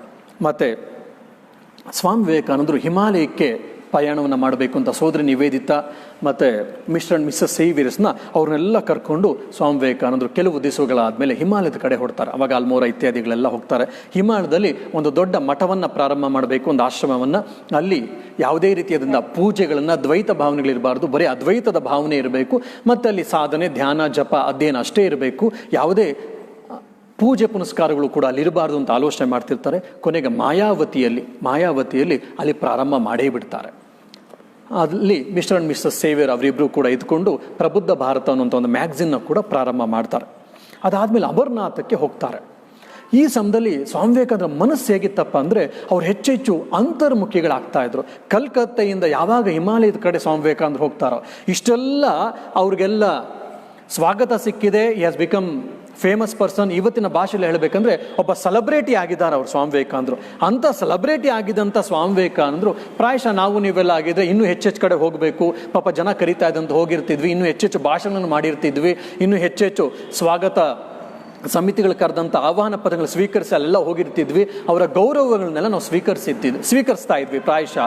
ಆದರೆ ಸ್ವಾಮಿ ವಿವೇಕಾನಂದರು ಅಲಂಬಸಾರ ಮಠದಿಂದ ಹಿಮಾಲಯಕ್ಕೆ ಹೋಗುವಂಥ ಸಮಯದಲ್ಲಿ ಅವ್ರನ್ನು ಕಂಡಂಥ ಜನ ಎಲ್ಲರೂ ಕೂಡ, ಶಿಷ್ಯರು ಎಲ್ಲರೂ ಕೂಡ ಹೇಳ್ತಾರೆ, ಸ್ವಾಮಿ ವಿವೇಕಾನಂದರು ಹೆಚ್ಚೆಚ್ಚು ಅಂತರ್ಮುಖಿಗಳಾಗ್ತಾ ಇದ್ರು, ಹೆಚ್ಚು ಮಾತಾಡ್ಲಿಕ್ಕೆ ಇಷ್ಟಪಡ್ತಾ ಇಲ್ಲ, ಯಾರ ಹತ್ರ ಕೂಡ ಹೆಚ್ಚು ಬೆರೀಲಿಕ್ಕೆ ಇಷ್ಟಪಡ್ತಾ, ಬದಲಾಗಿ ಹೆಚ್ಚೆಚ್ಚು ಧ್ಯಾನಸ್ಥರಾಗಬೇಕು, ಅವ್ರ ಪಾಡ್ಗೆ ಅವ್ರು ಇರಬೇಕು ಅನ್ನುವಂತಹ ಆಲೋಚನೆ ಇಲ್ಲಂತಹ ವ್ಯಕ್ತಿತ್ವವನ್ನು ಪ್ರದರ್ಶನ ಮಾಡ್ತಾ ಇದ್ರು. ಅವ್ರು ಪ್ರದರ್ಶನದಕ್ಕಿಂತ ಕಾಣ್ತಾ ಇತ್ತು ಅಂಥೇಳಿ ಹಲವಾರು ಜನ ಪಾಶ್ಚಾತ್ಯ ಶಿಷ್ಯರು ಮತ್ತು ಸೋದರ ಸನ್ಯಾಸಿಗಳು ಕೂಡ ಹೇಳ್ತಾರೆ. ಅಮರನಾಥನ ದರ್ಶನವನ್ನು ಸ್ವಾಮಿ ವಿವೇಕಾನಂದರು ಮಾಡ್ತಾರೆ. ಇವರೇ ಸ್ವಯಂ ಶಿವ ಅವನ ದರ್ಶನವನ್ನು ಮಾಡ್ಲಿಕ್ಕೆ ಹೋಗ್ತಿದ್ದಾನೆ. ನೀವೆಲ್ಲ ಇವತ್ತು ಅಮರನಾಥಕ್ಕೆ ಹೋಗಬೇಕಾದ್ರೆ ಹೇಗೆ ಹೋಗ್ತೀವಿ? ಸಾಮಾನ್ಯ 1-2 ಬ್ಯಾಗ್ ಅಷ್ಟು ವುಲ್ಲನ್ ಕ್ಲೋತ್ಸ್ ನಾವು ತೆಗೆದುಕೊಂಡು ಹೋಗ್ತೀವಿ. ಅಲ್ಲೆಲ್ಲ ಊಟ ಸಿಗುತ್ತೋ ಇಲ್ವಂತ ಡ್ರೈ ಫ್ರೂಟ್ಸನ್ನು ನಾವೆಲ್ಲ ಸಾಮಾನ್ಯ ತೆಗೆದುಕೊಂಡು ಹೋಗ್ತೀವಿ. ಟಾರ್ಚ್ ಇರ್ಬೋದು, ಇಲ್ಲ ಕ್ರೀಮ್ ಇರ್ಬೋದು, ಏನೇನೋ ನಮ್ಮದೇ ಆದ ರೀತಿ ನಾವು ತೆಗೆದುಕೊಂಡು ಹೋಗ್ತೀವಿ. ತೆಗೆದುಕೊಂಡು ಹೋಗೋ ತಪ್ಪು ಅಂತ ಹೇಳ್ತಾರೆ, ಬಟ್ ನಾವು ತೆಗೆದುಕೊಂಡು ಹೋಗ್ತೀವಿ. ಆದರೆ ಸ್ವಾಮಿ ವಿವೇಕಾನಂದರು ಅಮರನಾಥನ ದರ್ಶನಕ್ಕೆ ಹೋಗ್ಬೇಕಂತ ಸಮಯದಲ್ಲಿ 4 ಡಿಗ್ರಿ 5 ಡಿಗ್ರಿ ಎಲ್ಲ ಇರುತ್ತಲ್ಲ, 8 ಡಿಗ್ರಿ ಒಂದ್ಸರಿ ಮೈನಸ್ಗೂ ಹೋಗುತ್ತೆ. ಅಂತಹ ಸಮಯದಲ್ಲಿ ಸ್ವಾಮಿ ವಿವೇಕಾನಂದಕ್ಕೆ ಆಗಲೇ ಆರೋಗ್ಯ ಹದಗೆಟ್ಟಿತ್ತು ಅವ್ರದ್ದು. ಸಾಕಷ್ಟು ಜನರಿಗೆ ಮಂತ್ರದೀಕ್ಷೆಗಳನ್ನು ಕೊಟ್ಟಿದ್ದಾರೆ, ಸಾಕಷ್ಟು ಕಷ್ಟಗಳನ್ನು ಅನುಭವಿಸಿದ್ದಾರೆ, ಸಾಕಷ್ಟು ಉಪನ್ಯಾಸಗಳನ್ನು ಮಾಡಿದ್ದಾರೆ, ಸಾಕಷ್ಟು ತಿರುಗಾಡಿದ್ದಾರೆ. ಅದೆಲ್ಲದಿಂದ ಕೂಡ ಅವರ ದೇಹದ ಮೇಲೆ ಪರಿಣಾಮ ಬಿದ್ದಿತ್ತು. ಹಾಗಾಗಿ ಅವರ ಆರೋಗ್ಯ ಹದಗೆಟ್ಟಿತ್ತು. ಅಂಥ ಸಮಯದಲ್ಲಿ ಆರೋಗ್ಯ ಚೆನ್ನಾಗಿರಲಿ ಅಂತ ಹಿಮಾಲಯಕ್ಕೆ ಅವರು ಹೋಗಬೇಕು ಅಂತೇಳಿ ಡಾಕ್ಟರ್ಗಳು ಹೇಳಿದಾಗ ಹೋಗಿದ್ರು. ಅಂಥ ಸಮಯದಲ್ಲಿ ಉಪವಾಸವನ್ನು ಮಾಡ್ತಾ ಸ್ವಾಮಿ ವಿವೇಕಾನಂದರು ಬರೇ ಕೇವಲ ಕೌಪೀನ ದಾರಿಗಳಾಗಿ ಅಮರನಾಥ ದರ್ಶನಕ್ಕೆ ಮೈಗೆ ಬೂದಿಯನ್ನು ಬಳಕೊಂಡು ಸ್ವಾಮಿ ವಿವೇಕಾನಂದರು ಯಾವುದೇ ಒಂದು ಸಾಮಾನ್ಯವಾದ ಒಂದು ಪಂಚೆಯನ್ನು ಕೂಡ ಉಟ್ಕೊಳ್ಳದೆ, ಟೋಪಿ, ವುಲನ್ ಕ್ಲೋತ್ಸ್ ಅದನ್ನೆಲ್ಲ ಬಿಡಿ, ಅದೆಲ್ಲ ಇಲ್ಲದೆ ಬರೇ ಕೌಪಿನವನ್ನು ಉಟ್ಕೊಂಡು ಉಪವಾಸದಿಂದ ಇದ್ದು ಸ್ವಾಮಿ ವಿವೇಕಾನಂದರು ಅಮರನಾಥ ದರ್ಶನಕ್ಕೆ ಹೋಗ್ತಾರೆ. ಅಮರನಾಥ ದರ್ಶನಕ್ಕೆ ಹೋಗುವಂಥ ಮುಂಚೆ ಸ್ವಲ್ಪ ದೂರದಲ್ಲೇ ಒಂದು ಸಣ್ಣ ನದಿ ಹರಿತದೆ. ಆ ನದಿ ಹೇಗಪ್ಪ ಅಂದರೆ ಐಸ್ ಕರಗಿ ಹರಿಯುವಂಥ ನದಿ. ಐಸ್ ಕೋಲ್ಡ್ ವಾಟರ್ ಅಂತ ನಾವೇನು ಹೇಳ್ತೀವಲ್ಲ, ಅಂಥ ಐಸ್ ಕೋಲ್ಡ್ ವಾಟರ್ ನಮಗೆ ಮುಟ್ಟದ ಸಾಕು ಕೈಯೆಲ್ಲ ಗಟ್ಟಿ ಆಗಿಬಿಡುತ್ತೆ. ನಾವು ಇಮಿಡಿಯೇಟ್ ಕೈ ಉಜ್ಕೊಳ್ತಿರ್ತೀವಿ, ಇಲ್ಲಾಂದರೆ ಫೈರ್ ಏನಾದರೂ ಇದ್ರೆ ಫೈರ್ ಹತ್ತಿದ್ದು ಮಾಡ್ತಿರ್ತೀವಿ. ಸಾಮಾನ್ಯವಾಗಿ ನಾವೆಲ್ಲ ಗ್ಲೌಸ್ ಹಾಕ್ಕೊಂಡು ಸಾಮಾನ್ಯವಾಗಿ ಬೆಳಗ್ಗೆ ಹೋಗೋರೆಲ್ಲ ಹೋಗ್ತಿರ್ತಾರೆ. ಅಂಥ ಕೊರೆಯುವ ಚಳಿಯಲ್ಲಿ ಜ್ವರ ಇದ್ದಂಥ ಸ್ವಾಮಿ ವಿವೇಕಾನಂದರು, ಬರೀ ಕೌಪಿನ ದಾರಿಯಾಗಿದ್ದ ಸ್ವಾಮಿ ವಿವೇಕಾನಂದರು ಆ ನದಿಯಲ್ಲಿ ಮಿಂದು ಶುಚಿರ್ಭೂತರಾಗಿ ಸ್ನಾನವನ್ನು ಮಾಡಿಕೊಂಡು ಸ್ವಾಮಿ ವಿವೇಕಾನಂದರು ಅಮರನಾಥನ ದರ್ಶನಕ್ಕೆ ಹೋಗ್ತಾರೆ. ಸ್ವಾಮಿ ವಿವೇಕಾನಂದರು ಹೇಗೆಲ್ಲ ಇದ್ರು ಅಂತೆಲ್ಲ ನಾವೆಲ್ಲ ಹೇಳ್ತಾ ಇರ್ತೀವಿ. ತುಂಬ ವೈಚಾರಿಕವಂತರು ಅಂತ ಹೇಳ್ತಾ ಇರ್ತಾರೆ, ಅವ್ರ ವಿಚಾರವಂತರು, ಅದೆಲ್ಲ ಸರಿ. ಆದರೂ ಕೂಡ ಏನು ನಮ್ಮ ಸಂಪ್ರದಾಯಗಳನ್ನು ನಾವು ನಮ್ಮ ಹಿರಿಯರು ಹಾಕಿಕೊಟ್ಟಿದ್ರು, ಅದರಲ್ಲಿ ಯಾವುದೇ ರೀತಿಯ ನ್ಯೂನ್ಯತೆ ಇಲ್ಲದಿದ್ದರೆ, ಅದು ಬರೀ ಆಷಾಢಭೂತಿತನ ಇಲ್ಲದಿದ್ದರೆ ಕೂಡ ಆ ಎಲ್ಲ ಸಂಪ್ರದಾಯವನ್ನು ಕೂಡ ಸ್ವಾಮಿ ವಿವೇಕಾನಂದರು ಕೂಡ ಅವರ ಜೀವನದಲ್ಲಿ ಅಳವಡಿಸ್ಕೊಂಡಿದ್ರು. ಅದನ್ನು ಅವರು ಕೂಡ ಜೀವನದಲ್ಲಿ ಫಾಲೋ ಮಾಡಿದ್ರು ಅನ್ನೋದಕ್ಕೆ ನಮಗೆ ಇಲ್ಲಿ ಸ್ಪಷ್ಟವಾಗಿ ಅರ್ಥ ಆಗುತ್ತೆ. ನಾವೊಬ್ಬ ತೀರ್ಥ ಸ್ಥಳಗಳಿಗೆ ಯಾವ ರೀತಿ ಹೋಗಬೇಕು, ಯಾವ ಮನಸ್ಥಿತಿಯನ್ನು ಇಟ್ಕೊಂಡು ನಾವು ಹೋಗಬೇಕು ಅನ್ನೋದಕ್ಕೆ ಸ್ವಾಮಿ ವಿವೇಕಾನಂದರ ಜೀವನ ನೋಡಿದಾಗ ನಮಗೊಂದು ನಿದರ್ಶನ ಸಿಗುತ್ತೆ. ಯಾಕಂದ್ರೆ ಇವತ್ತೆಲ್ಲ ನಮಗೆ ಪಿಲಿಗ್ರಿಮೇಜ್ಗಳೆಲ್ಲ ಟೂರಿಸ್ಟ್ ಸ್ಪಾಟ್ಗಳಾಗ್ಬಿಟ್ಟಿದೆ. ಅಲ್ಲೆಲ್ಲ ಹೋಗ್ತೀವಿ, ಮಜಾ ಮಾಡ್ತೀವಿ, ಇಲ್ಲ ಕುಡಿತೀವಿ, ಇನ್ನು ಮೋಜು ಮಸ್ತಿ ಮಾಡ್ತೀವಿ, ಸೆಲ್ಫಿಗಳು ತೆಗೆದುಕೊಂಡು ಬರ್ತಾ ಇರ್ತೀವಿ, ಇತ್ಯಾದಿ ಎಲ್ಲ ಮಾಡ್ತಿರ್ತೀವಿ. ಹಾಗಾಗಿ ಆ ಕ್ಷೇತ್ರದ ಮಹಿಮೆ, ಆ ಕ್ಷೇತ್ರದಲ್ಲಿರುವಂಥ ಆಧ್ಯಾತ್ಮಿಕತೆ ನಮ್ಗೆ ಅರ್ಥ ಆಗೋದಿಲ್ಲ, ಇಲ್ಲ ಆ ಭಗವಂತನ ಇರುವಿಕೆ ನಮ್ಗೆ ಅರ್ಥ ಆಗೋದಿಲ್ಲ. ಆದರೆ ಈ ಸಾಧು ಸಂತರು ಅವರು ಆಧ್ಯಾತ್ಮಿಕವಾಗಿ ಮುಂದುವರೆದಿರ್ತಾರೆ. ಅವ್ರು ಹೋದಾಗ ಅಲ್ಲಿನ ಆಧ್ಯಾತ್ಮಿಕತೆ ಇನ್ನೂ ಹೆಚ್ಚು ಮಾಡ್ಕೊಳ್ತಾರೆ. ಸೊ ಒಬ್ಬ ಭಕ್ತ ತೀರ್ಥ ಸ್ಥಳಗಳಿಗೆ ಹೇಗೆ ಹೋಗಬೇಕು ಅನ್ನೋದಕ್ಕೆ ನಮಗೊಂದಿದು ಜ್ವಲಂತ ನಿದರ್ಶನ, ಉತ್ತಮ ನಿದರ್ಶನ ಸ್ವಾಮಿ ವಿವೇಕಾನಂದರು ಹಾಕಿಕೊಟ್ಟಿರುವ ಮಾರ್ಗ. ಇದಿಷ್ಟೆಲ್ಲ ಆದಮೇಲೆ ಏನಾಯಿತು ಸ್ವಾಮಿ ವಿವೇಕಾನಂದರಿಗೆ? ಸ್ವಾಮಿ ವಿವೇಕಾನಂದರಿಗೆ ಹೋದಾಗ ಆಮೇಲೆ ಕೇಳ್ತಾರೆ, ನೀವು ಶಿವನನ್ನು ಕಂಡ್ರಾ ಅಂತ ಹೇಳಿದಾಗ, ಹೌದು, ನಾನು ಸ್ವಾಮಿ ವಿವೇಕಾನಂದರು ಹೇಳ್ತಾರೆ ಶಿವನನ್ನು ಕಂಡೆ ಅಂತ. ಅಷ್ಟೇನ ಇನ್ಯಾರನ್ನಾದರೂ ಕಂಡ್ರ ಅಂದರೆ ಬಿಳಿ ಪಾರಿವಾಳಗಳನ್ನು ಕೂಡ ಕಂಡೆ ಅಂತ ಹೇಳ್ತಾರೆ. ಕೆಲವು ವ್ಯಕ್ತಿಗಳು ಈಗಲೂ ಕೂಡ ಬಿಳಿ ಪಾರಿವಾಳಗಳನ್ನು ನಾವು ಕಾಣ್ತೀವಿ. ಆ ಕೆಲವು ವ್ಯಕ್ತಿಗಳಲ್ಲಿ ಸ್ವಾಮಿ ವಿವೇಕಾನಂದರು ಒಬ್ಬರು ಆ ಬಿಳಿ ಪಾರಿವಾಳಗಳನ್ನು ಕಂಡಿದ್ದಂಥ ಸ್ವಾಮಿ ವಿವೇಕಾನಂದರು. ಅವ್ರಿಗೆ ಅಲ್ಲಿ ನೀನು ಇಚ್ಛಾಮರಣಿ ಆಗು ಅನ್ನುವಂಥ ವರ ಸ್ವಾಮಿ ವಿವೇಕಾನಂದರಿಗೆ ಅಮರನಾಥನ ದರ್ಶನವಾದಾಗ ಶಿವ ಅವನಿಗೆ ಕೊಡ್ತಾನೆ ಅಂತೇಳಿ ಸ್ವಾಮಿ ವಿವೇಕಾನಂದರ ಜೀವನದಲ್ಲಿ ನಾವು ಕಾಣ್ತೀವಿ. ಯಾಕೆ ಸ್ವಾಮಿ ವಿವೇಕಾನಂದರು 39 ವರ್ಷದಲ್ಲಿ ಹೊರಟೋದ್ರ ಇತ್ಯಾದಿಗಳೆಲ್ಲ ಬಗ್ಗೆ ಸಾಕಷ್ಟು ಇವತ್ತು ಯೂಟ್ಯೂಬ್ಗಳಲ್ಲಿ ವಿಡಿಯೋ ಓಡಾಡ್ತಾ ಇರುತ್ತೆ. ಸ್ವಾಮಿ ವಿವೇಕಾನಂದರಿಗೆ ಇಷ್ಟೊಂದು ಡಿಸೀಸಸ್ ಇತ್ತು, ಅವರೆಂಥ ಸನ್ಯಾಸಿ, ಅವ್ರ ಜೀವನ ಹೆಂಗೆ ಪವಿತ್ರವಾಗಿತ್ತು ಅಂತ ಹೆಂಗೆ ಹೇಳ್ತೀವಿ, ಅವ್ರು ಸೆಲಿಬ್ರೇಟ್ ಆಗಿದ್ರು ಅಂತ ಹೇಗೆ ಹೇಳ್ತೀವಿ, ಅವ್ರನ್ನ ದೇವರು ಅಂತ ಹೆಂಗೆ ಹೇಳ್ತೀರಾ ನೀವು, ಇತ್ಯಾದಿಗಳೆಲ್ಲ ನಾವು ಮಾತಾಡ್ತಾ ಇರ್ತೀವಿ. ಇನ್ನೊಬ್ಬ ಹುಚ್ಚ, ನನ್ನ ಪ್ರಕಾರ ಹುಚ್ಚನೇ ಅವನು, ಭಗವಾನ್ ಅನ್ನೋನು, ಅವನೊಂದು ಕಡೆ ಮನೆ ಮಾತಾಡ್ತಿದ್ದ. ಏನಪ್ಪ ಅಂದರೆ ಸ್ವಾಮಿ ವಿವೇಕಾನಂದರು ತುಂಬ ಚೆನ್ನಾಗಿದ್ರು, ಆರೋಗ್ಯವಾಗಿದ್ರು. ತನ್ನ 39ನಲ್ಲಿ ಯಾಕೆ ಸತ್ತು ಅವ್ರು ತೀರ್ಕೊಂಡ್ಬಿಟ್ರು ಅಂದರೆ ಅವರು ಬೌದ್ಧ ಧರ್ಮವನ್ನು ಸ್ವೀಕರಿಸಬೇಕು ಅಂತಿದ್ರು. ಬುದ್ಧನ ಬಗ್ಗೆ ಸಾಕಷ್ಟು ಒಳ್ಳೆಯ ಅಭಿಪ್ರಾಯ ಇತ್ತು ಅವ್ರಿಗೆ. ಹಾಗಾಗಿ ಎಲ್ಲಿ ಬೌದ್ಧ ಧರ್ಮಕ್ಕೆ ಅವ್ರು ಮತಾಂತರ ಆಗ್ಬಿಡ್ತಾರೋ ಅಂತೇಳಿ ಅವ್ರ ಶಿಷ್ಯರು ಸಾಯಿಸ್ಬಿಟ್ರು ವಿಷ ಕೊಟ್ಟು ಅಂತ. ಈ ರೀತಿ ಅದಕ್ಕೆ ಹುಚ್ಚಾಗಿ ಸ್ವಾಮಿ ವಿವೇಕಾನಂದರ ಬಗ್ಗೆ ಹಲವಾರು ಜನ ಮಾತಾಡ್ತಿರ್ತಾರೆ. ಹಾಗಾಗಿ ಈ ವಿಷಯವನ್ನು ನಾನು ಅಷ್ಟೇ ಅದಕ್ಕೆ ನಾನು ಇಲ್ಲಿ ಹೇಳೋದು ಪ್ರಸ್ತುತ. ವಸ್ತುನಿಷ್ಠವಾಗಿ ಯಾರ ಬಗ್ಗೆ ಏನು ಹೇಳಿದ್ರು ಕೂಡ ನಾವು ಸ್ವೀಕರಿಸ್ಬೋದು. ಅವಿಸ್ತುನಿಷ್ಠವಾಗಿ ಹೇಳದೆ ನಾವು ಫೇಮಸ್ ಆಗಬೇಕು ಅಂತನೋ ಇಲ್ಲ ನಮ್ಮ ಬಗ್ಗೆ ಜನರಿಗೆ ಗೊತ್ತಾಗಬೇಕು ಅಂತ ಈ ರೀತಿ ಇಲ್ಲ ಸಲ್ಲದ ಹೇಳಿಕೆಗಳನ್ನು ಕೊಟ್ಟಾಗ ತುಂಬ ಮನಸ್ಸಿಗೆ ಬೇಜಾರಾಗತ್ತೆ. ಸ್ವಾಮಿ ವಿವೇಕಾನಂದರಿಗೆ ಇಚ್ಛಾಮರಣಿ ಆಗುವಂಥ ಅಮರನಾಥ ಸ್ವಾಮಿ ವಿವೇಕಾನಂದರಿಗೆ ಇಲ್ಲಿ ವರವನ್ನು ಕೊಟ್ಟ ಅಂತ ಹೇಳಿ ನಮಗೆ ಗೊತ್ತಾಗತ್ತೆ.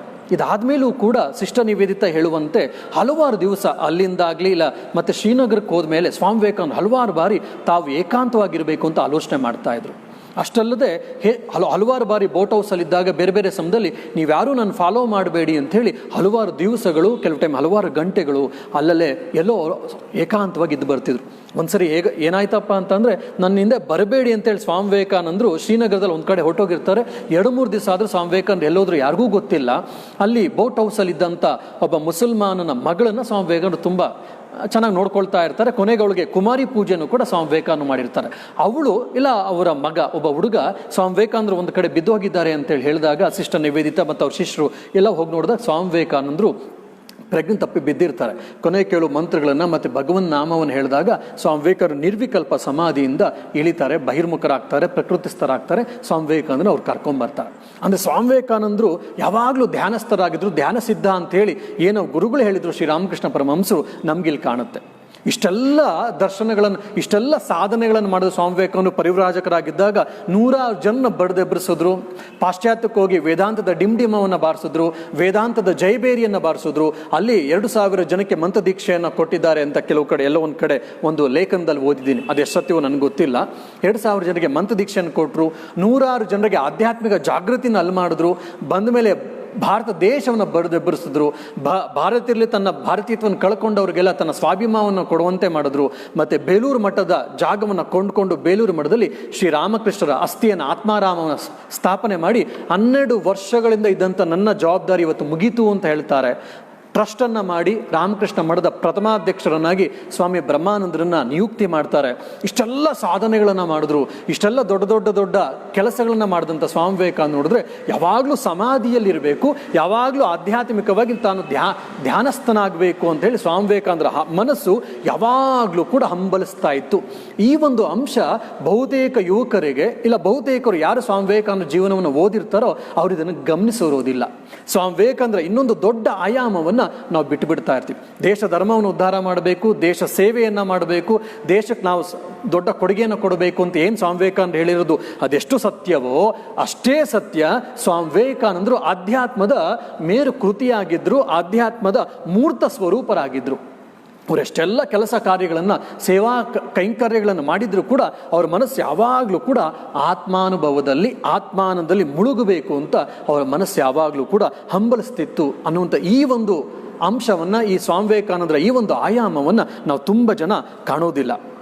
ಇದಾದಮೇಲೆ ಶ್ರೀನಗರದಲ್ಲಿ ಕ್ಷೀರಭವಾನಿ ದೇವಿಯ ದೇವಸ್ಥಾನಕ್ಕೆ ಹೋಗ್ತಾರೆ.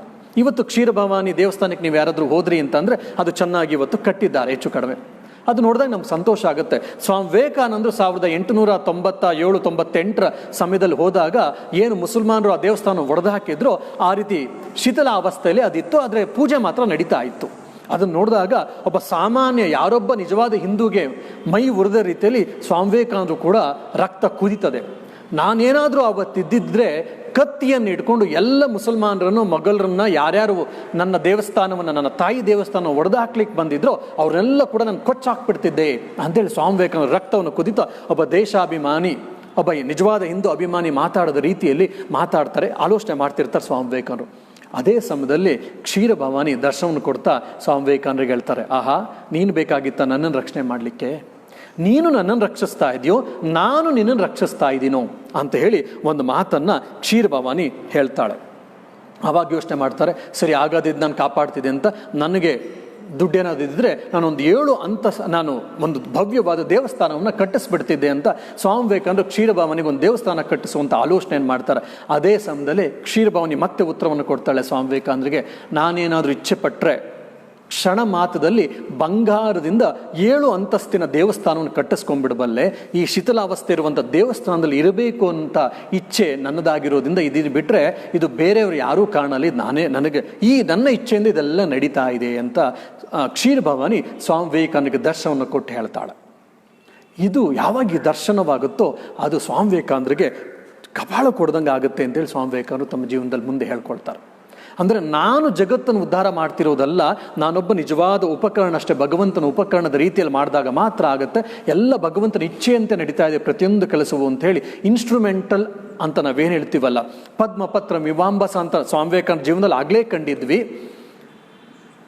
ಏನು ಅರ್ಜುನನಿಗೆ ಶ್ರೀಕೃಷ್ಣ ಹೇಳ್ತಾನಲ್ಲ, ನಾನು ಹೇಳ್ದಂಗೆ ನೀನು ಮಾಡಬೇಕಷ್ಟೇ, ನಾನು ಎಲ್ಲ ಡಿಸೈಡ್ ಮಾಡಿದ್ದೀನಿ ಏನೇನು ಮಾಡಬೇಕು ಅಂತ, ನಿನ್ನನ್ನು ಒಂದು ಇನ್ಸ್ಟ್ರೂಮೆಂಟ್ ಆಗಿ ಉಪಕರಣವನ್ನಾಗಿ ಮಾಡ್ಕೊಂಡಿದ್ದೀನಿ ಅಂತ ಏನು ಹೇಳ್ತಾರಲ್ಲ, ನಿಮಿತ್ತಂಭವ ಸವ್ಯಸಾಚಿನ್ ಅಂತ ಹೇಳ್ತಾರಲ್ಲ, ಅದೇ ರೀತಿ ಇಲ್ಲಿ ಸ್ವಾಮಿ ವಿವೇಕಾನಂದ ಒಂದು ಇನ್ಸ್ಟ್ರೂಮೆಂಟಲ್ ಆಗಿಬಿಡ್ತಾರೆ. ಅಲ್ಲಿವರೆಗೂ ಅವ್ರಿದ್ದಂಥ ಒಂದು ದೇಶಭಕ್ತಿ ಇತ್ಯಾದಿ ಎಲ್ಲವೂ ಕೂಡ ಹೊರಟೋಗುತ್ತೆ. ನಾನು ತಾಯಿಯ ಮಗು ಅನ್ನುವಂಥ ಒಂದು ಭಾವ ಆಗಲೇ ಪ್ರಾರಂಭಿಕ ಹಂತದಲ್ಲಿ ಸ್ವಲ್ಪ ಕಾಳ್ತಾ ಇರ್ತೀವಿ, ಆ ಸಮಯದಲ್ಲಿ ಅದಿನ್ನೂ ಹೆಚ್ಚು ಜಾಗೃತವಾಗಿಬಿಡುತ್ತೆ.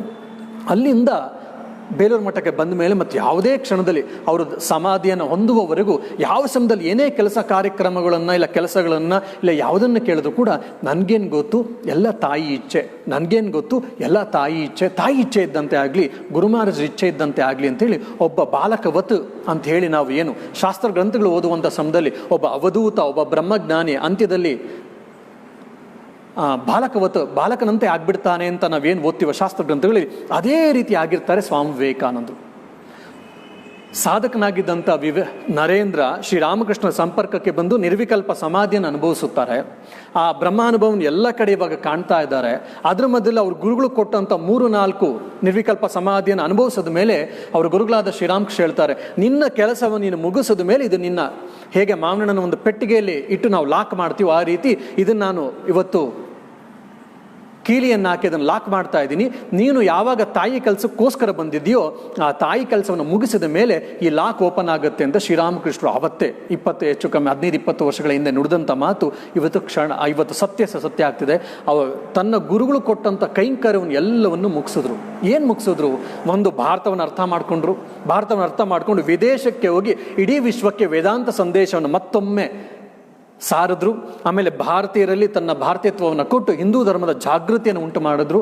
2ನೇ ಕೈಂಕರ್ಯ ತಮ್ಮ ಗುರುಗಳು ಹೇಳಿದಂಥ ರೀತಿಯಲ್ಲಿ ರಾಮಕೃಷ್ಣ ಮಠ ಮತ್ತು ರಾಮಕೃಷ್ಣ ಮಿಷನ್, ರಾಮಕೃಷ್ಣ ಮಹಾಸಂಘವನ್ನೇ ಭದ್ರವಾದ ಬುನಾದಿಯನ್ನು ಹಾಕಿ ಅದಕ್ಕೆ ಬೇಕಾಗುವಂಥ ರೂಪರೇಖೆಗಳನ್ನು ನಿಯಮಗಳನ್ನೆಲ್ಲ ಕೊಟ್ಟು ಅದಕ್ಕೆ ಬೇಕಾಗುವಂಥ ಎಲ್ಲ ವ್ಯವಸ್ಥೆಯನ್ನು ಕೂಡ ಮಾಡಿ ರಾಮಕೃಷ್ಣರ ಆತ್ಮಾರಾಮವನ್ನು ತಂದು ಬೇಲೂರು ಮಠದಲ್ಲಿ ಸ್ಥಾಪನೆಯನ್ನು ಮಾಡಿ ಶ್ರೀರಾಮಕೃಷ್ಣನ ಧರ್ಮಕ್ಷೇತ್ರವನ್ನು ನಾನಿವತ್ತು ನನ್ನ ಗುರುಗಳು ಹೇಳಿದ ರೀತಿಯಲ್ಲಿ ನಾನಿವತ್ತು ಮಾಡಿದ್ದೇನೆ. ನನ್ನ ಎಲ್ಲ ಕೆಲಸ ಕಾರ್ಯಗಳು ಮುಗಿತು.